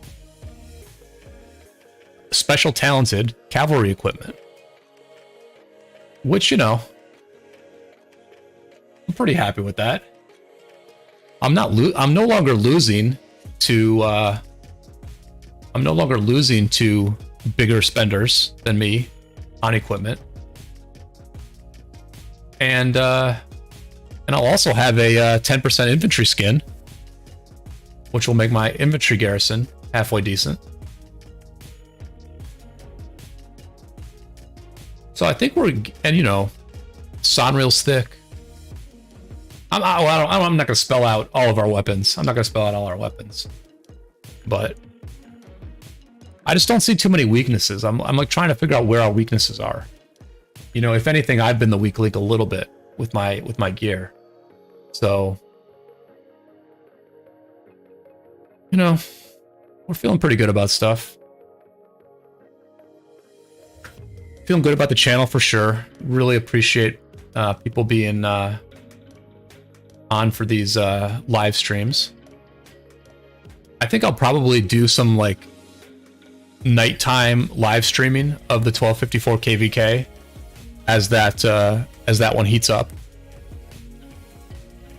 And then obviously 1307 and 1093 are going to be battling as well. So yeah, some good things, some like good content coming up in RLK. Osiris League is starting soon also. And so I'm hoping to get whitelisted for RLK. I need to contact somebody at Lilith to find out how I can get whitelisted for Osiris League matches. But if I do get on that whitelist, I do plan to cast a number of Osiris League games.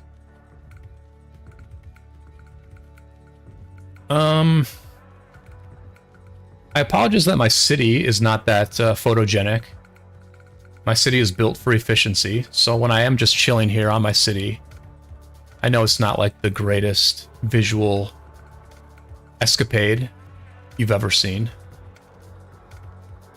I don't really think I'm going to change it, to be honest, because I like having everything on one screen, right?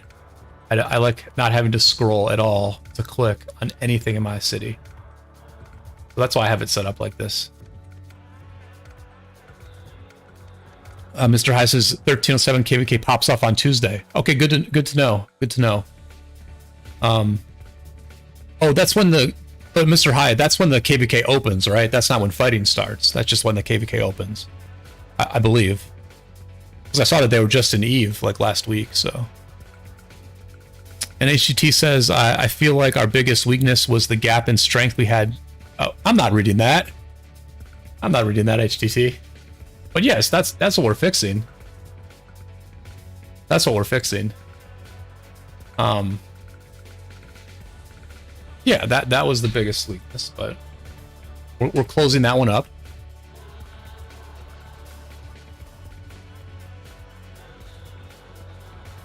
And I have like a pretty good idea of like when I need to be online.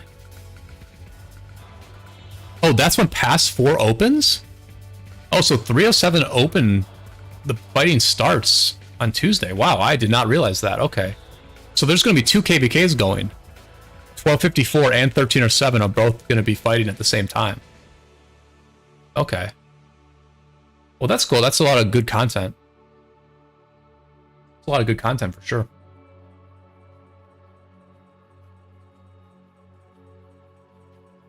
You should see my city, bro. It looks like a wasteland and corn is scarce. Yeah, I haven't changed my city in a million years.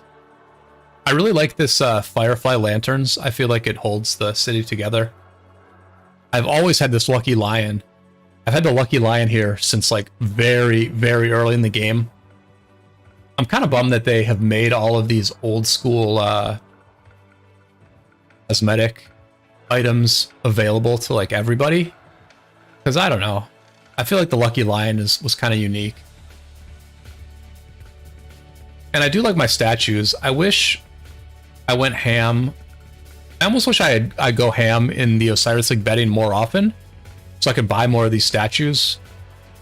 Whenever I get enough, whatever those things are, whenever I get enough betting coins to buy out the shop, I will just like buy everything. But then I'll never get the expensive cosmetic. So I actually should like pursue getting these cosmetics more often, because they are pretty nice.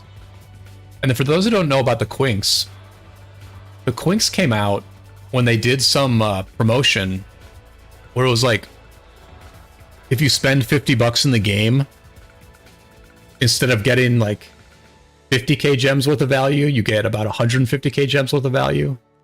You basically got a ton of gems. It was some like third-party promotion where you spent money and you got an absolute ton of gems.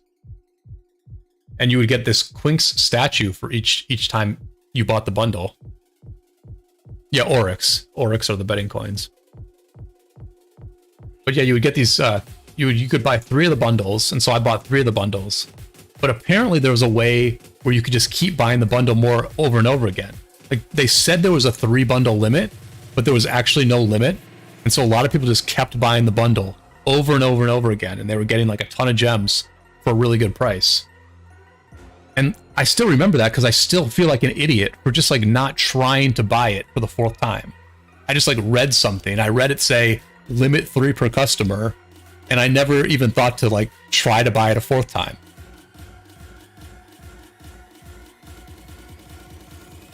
Rolf says my pass 4 opens 0525. Hopefully I get some fights. Yeah, Rolf, what KVK are you in? I'll write it down just to take a look at it.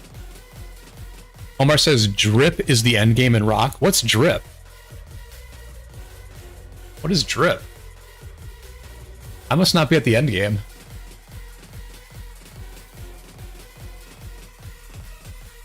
The only drip I get is from the resource bonus of my Divine Abode.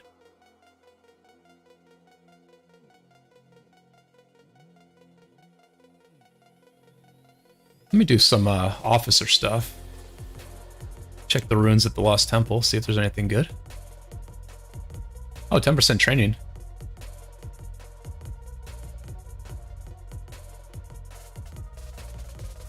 Oh, fashion. Fashion. Yeah.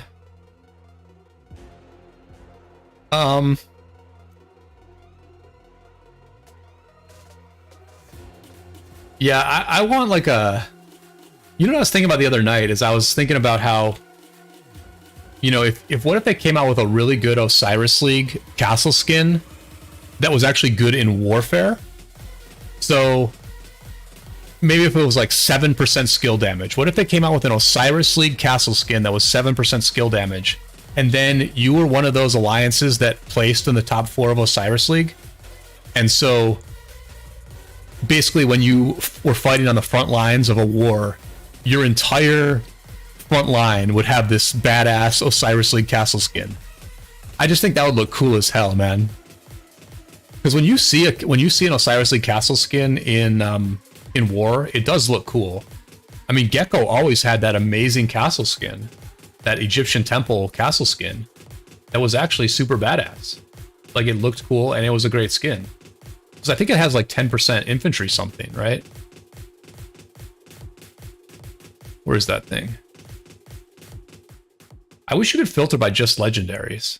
Like, why can't we filter castle skin by just legendaries? Oh, here it is. Yeah, Mayan Mystery. So, like, Gecko would rock this thing back in the day when he was fighting, because it has the healing speed, which is just a nice bonus. But then back in the day, not everything had 10%, so he would actually be using, like, a good fighting castle skin, while also getting a little bit of extra healing speed and looking super unique. Like, this was just an insane flex. This was an insane flex back in the day. High quality skin that everyone knew what it was, and it actually gave you a little bit of extra value with the healing speed as well. I don't know what the other Osiris League skins have been. I guess I should look at what the 15% skins are, because I actually don't even know what the 15% skins look like. Look at this janky ass skin. What was this? What did this come from? Limited edition summer theme awarded during the 21 summer event series. I don't remember when this one came out.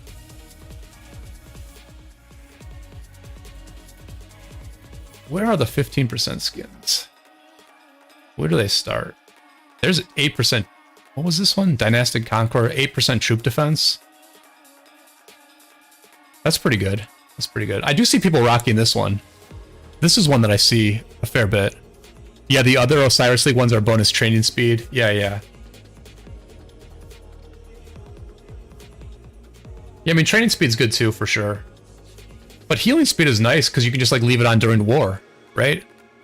Like the healing speed one, you can actually, you don't have to swap. You can just like leave it on during the war. So here's the Cav one. See, this one is so mediocre, man. I literally don't even notice this one when I see it.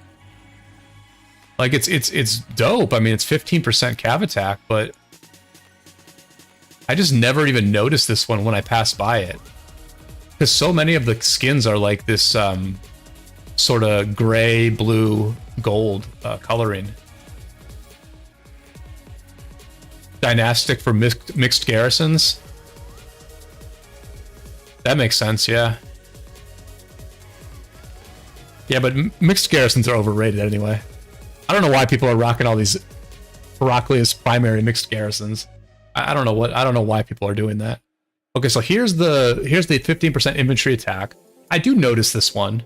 I mean, Mag has this one. That's why I know what this one looks like.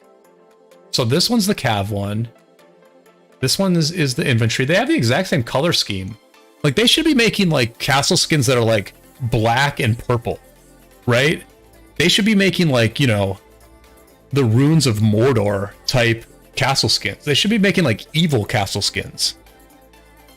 Like, when they come out with 20% skins, it needs to be, like, dark and scary. Like, these are all good guy skins.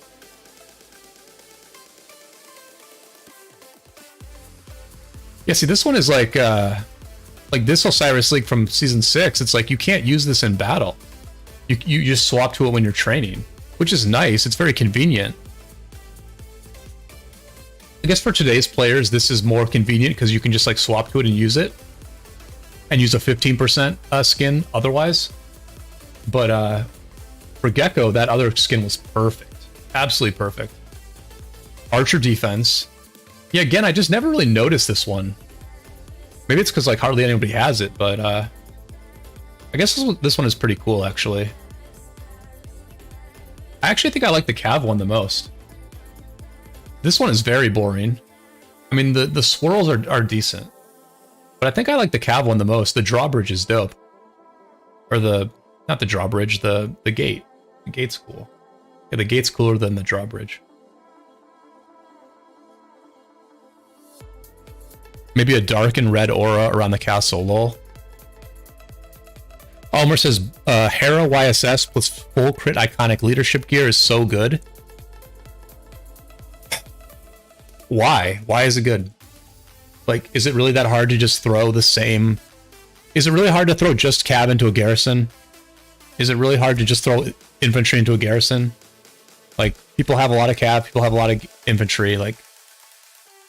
I don't know, I think you can keep garrisons full with one troop type. But maybe, I mean, if the trade is good, if like the stats on that... If the stats on a Hera YSS with full crit iconic is good, like if that gear set gives you good stats and that commander combination gives you a good set of stats and it trades very well, then certainly I can understand that. But I just don't, you know, all I'm saying is like if you're trading off, if you're giving up a bit because you just want to make it easier to keep a garrison full, then I don't really buy that as a reason, you know? Because I think you can keep a garrison full. Because it benefits siege and everything else. Yeah, but I don't think, I mean, some kingdoms don't have any siege, Omar. Like, some kingdoms just don't have siege, right? Like, I mean, look at my city.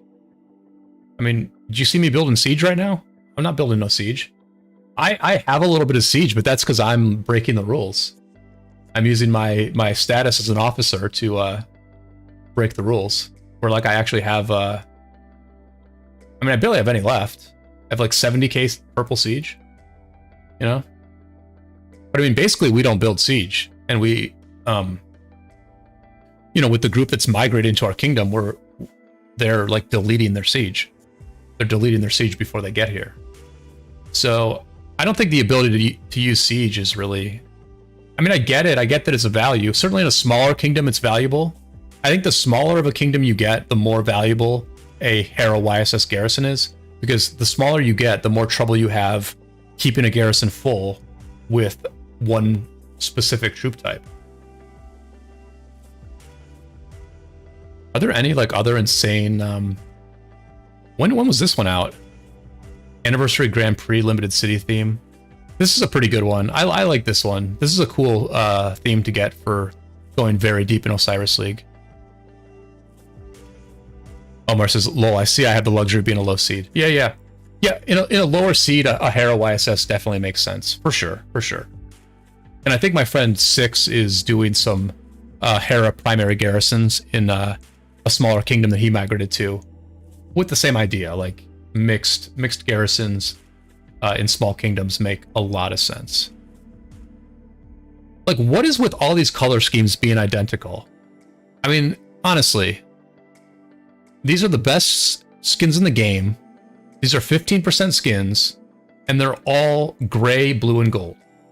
Every friggin' one of these things is gray, blue, and gold. Look at this. I mean, they are all the exact same color scheme. What is... I mean, like, this is ridiculous. I mean, look at these. Look at how boring these color schemes are. Compared to... I mean, first of all, this is an amazing color scheme. Twilight Falls looks absolutely awesome. Absolutely awesome. Babylonian Gardens is beautiful. And then look at the color scheme on Melk Abbey when I find Melk Abbey.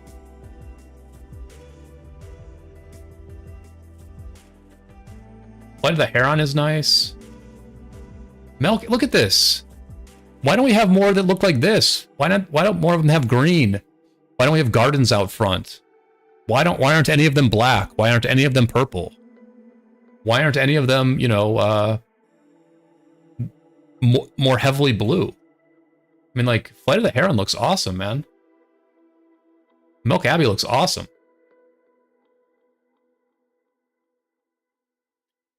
The sieve you choose gives off a specific color too? Oh, is that true? I didn't know that. Yeah, I am Germany, so Germans aren't exactly known for their incredible creativity. No offense. After an Ark of Osiris match about a month or so ago, we were talking about German bands, and we were having a really hard time naming good German musical groups.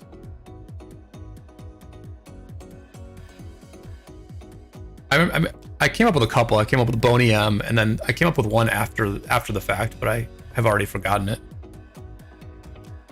Moore says, mixed garrisons and leadership gear is still new to the game. We wait and see if it'll be meta as more people invest in them. Pancake, welcome to the stream. I wonder what the new 10% defense city theme will look like. Yes, I wonder that as well, because we're going to see it everywhere, Pancake. It better look good, man. That's what I'm saying. Hopefully Lilith watches, you know, hour 2.5 of my stream, and sees what I'm saying about all these skins having very similar color schemes. Make the they should make the 10% the 10% KVK shop theme look very unique, because a ton of people are gonna use it. So they need to make St. Peter's Basilica look cool. It's kind of a weird it's a weird one to make very common, right? Because it's sort of a religious it's going to have a religious vibe to it in a certain way. So it's going to be, I think it's going to be very unique looking. It's going to really stand out. It's going to be distinct from all the other cities. So it'll be interesting to see it everywhere. I mean, Twilight Falls is just like a badass looking skin, you know? Like, Twilight Falls was badass when it came out and you had to finish in the top 20 in the original KVK to get it, and Twilight Falls still looks badass. So I'm fine with seeing that all over the front lines. And I think Divine Abode looks great also. I think Divine Abode looks super good.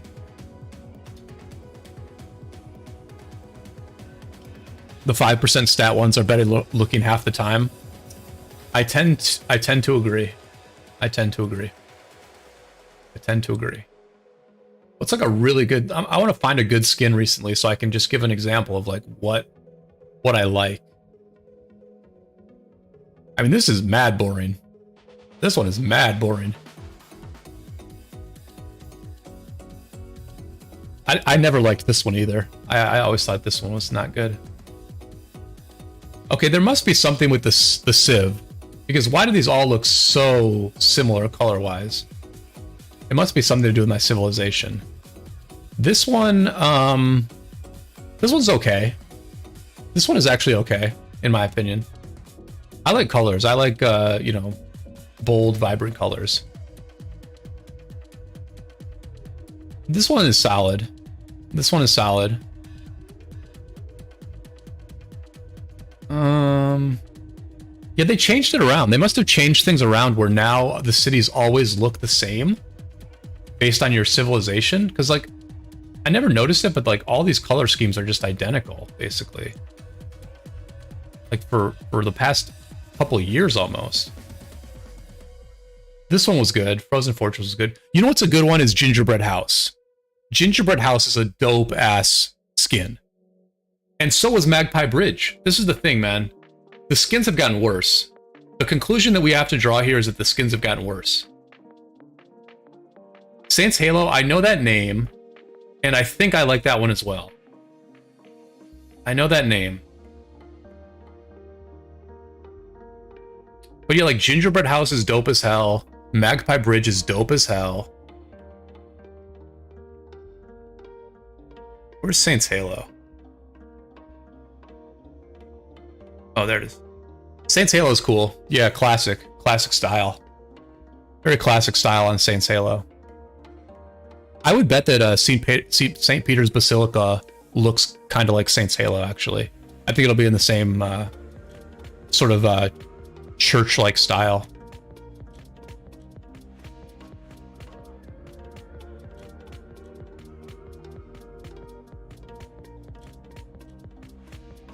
Age of Devotion is my favorite, and 10% buff is good. Age of Devotion. My favorite is Milk Abbey. Honestly, this is my favorite. This has been my favorite for years.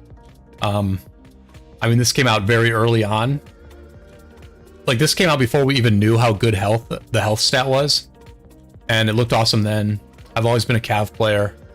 I really love Milk Abbey. Well, let's take a look at Age of Devotion.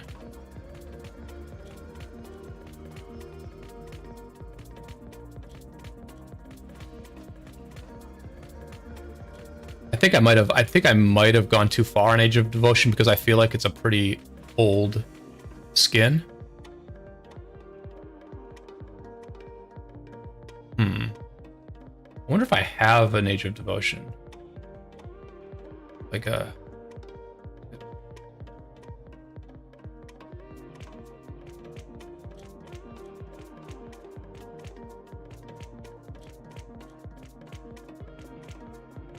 Oh, there it is, Age of Devotion. Oh, you like this one? It's alright. I like Age of Devotion just because, again, it's been around for a long time, and I always associate this with being a very good skin, right?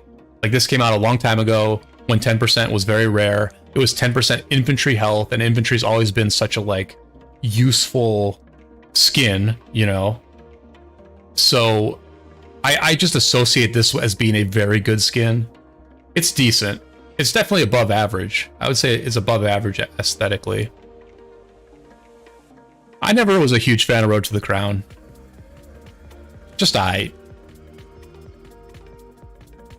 show you guys the 10% infantry skin that I do have. Wait, what is this? Wait a minute. Wait, what do I have? Wait, what am I looking at right now? What am I looking at? Why does this say that I have one 30-day Emerald Shade Hall?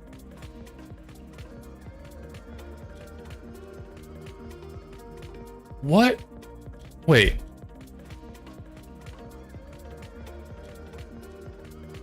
Did I get this? I didn't even know I had this.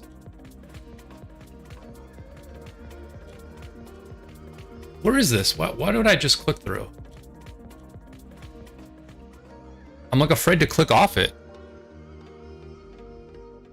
I didn't even know I had this. Dude, I did not even know I had that. Where's Emerald Shade Hall? Can I find it again? Is that a bug? I didn't even remember doing that. I knew I had a 10%. Oh, it's in my available ones, right? I knew I had a 10% infantry skin that I've been holding on to, but I don't even remember getting this. I don't even remember getting this, dude. Nice. Nice. Nice, nice, nice. Well, this is my favorite castle skin now. This one actually looks nice, right? This one looks nice, has a bit more color, a bit more greenery. Has the greenery that I asked for. It has these beautiful psychedelic stained glass windows. Emerald Shade Hall in the house, dude.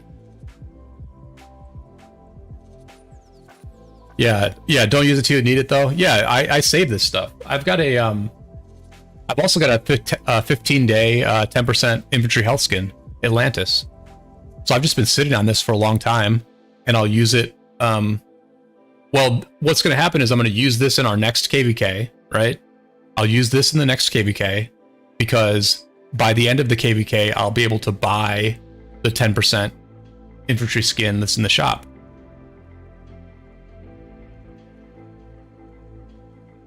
You got top 50 in the last Zenith. Keep it for Kingsland. Yeah, I'll have to figure out a good time to use it. I'll have to figure out a good time to use it. It could be the next KVK, in all honesty. It's entirely possible that I use this in the next KVK. My sense is that the next KVK is shaping up to be like that, so. But yeah, I'll pick a good time for it. I mean, clearly I'm very much on top of things. I was fully aware that I actually owned this thing. That was so weird, man. I was like looking at it, I'm like, why can I... Dude, that's great, man. That's great. I totally forgot. Totally forgot.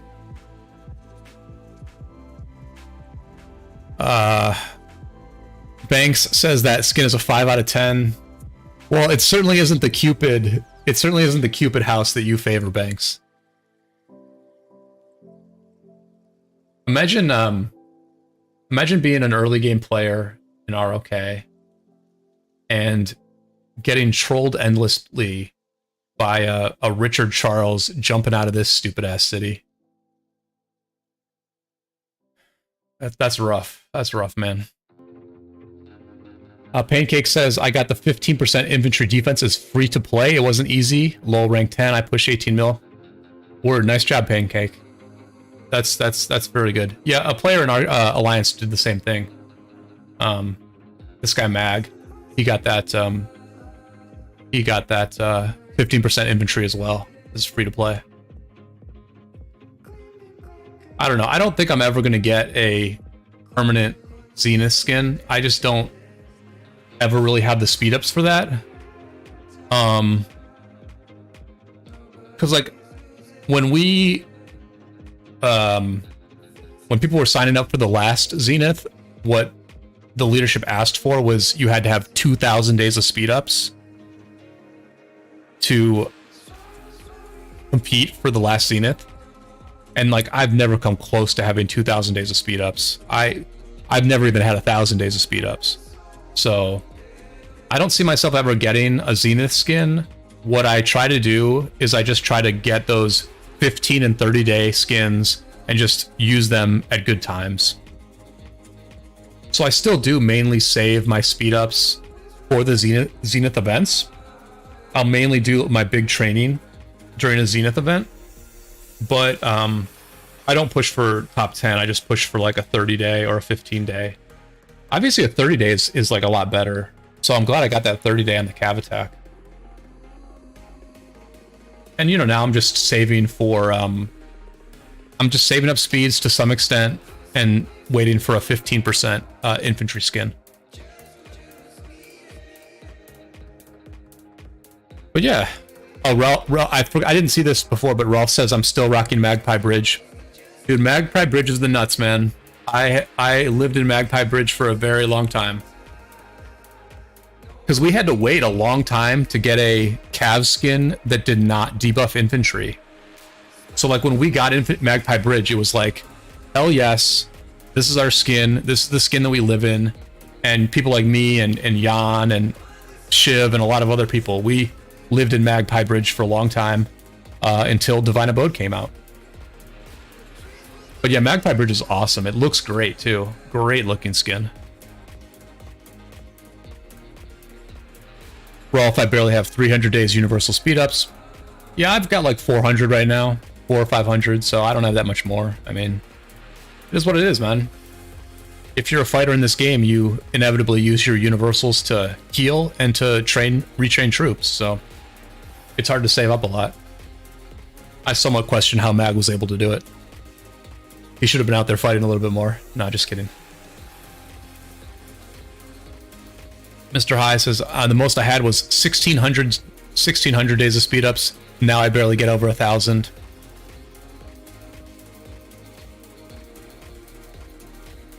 That was the skin. Magpie Bridge was the shit, man. If that's what you're talking about, Magpie Bridge was the shit. But the gingerbread house was cool too, man. The gingerbread house was so cool. Because the thing is, both of these... Okay, first of all, they both look awesome. They both give health. And they both debuff archers.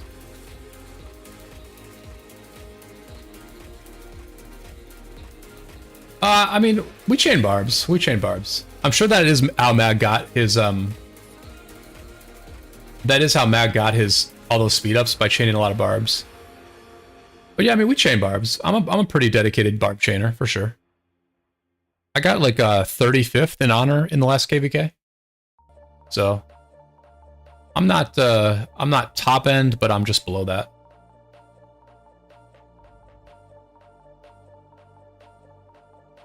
Nobody home.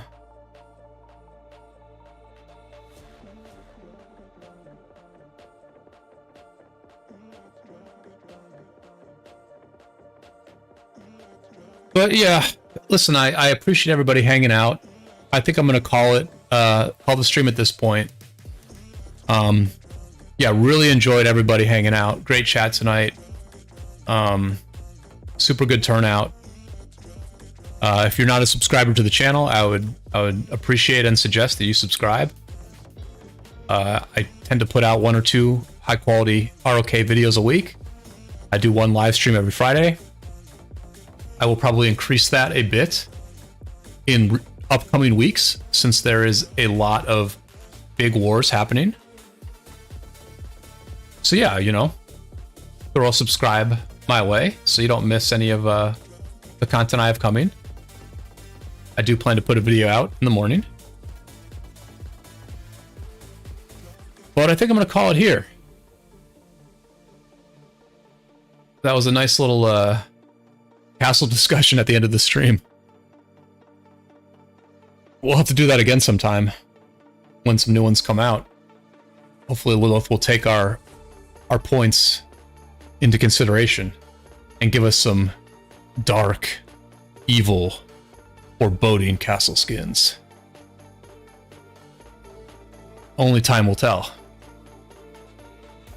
But until next time, I will see you all on the flip side.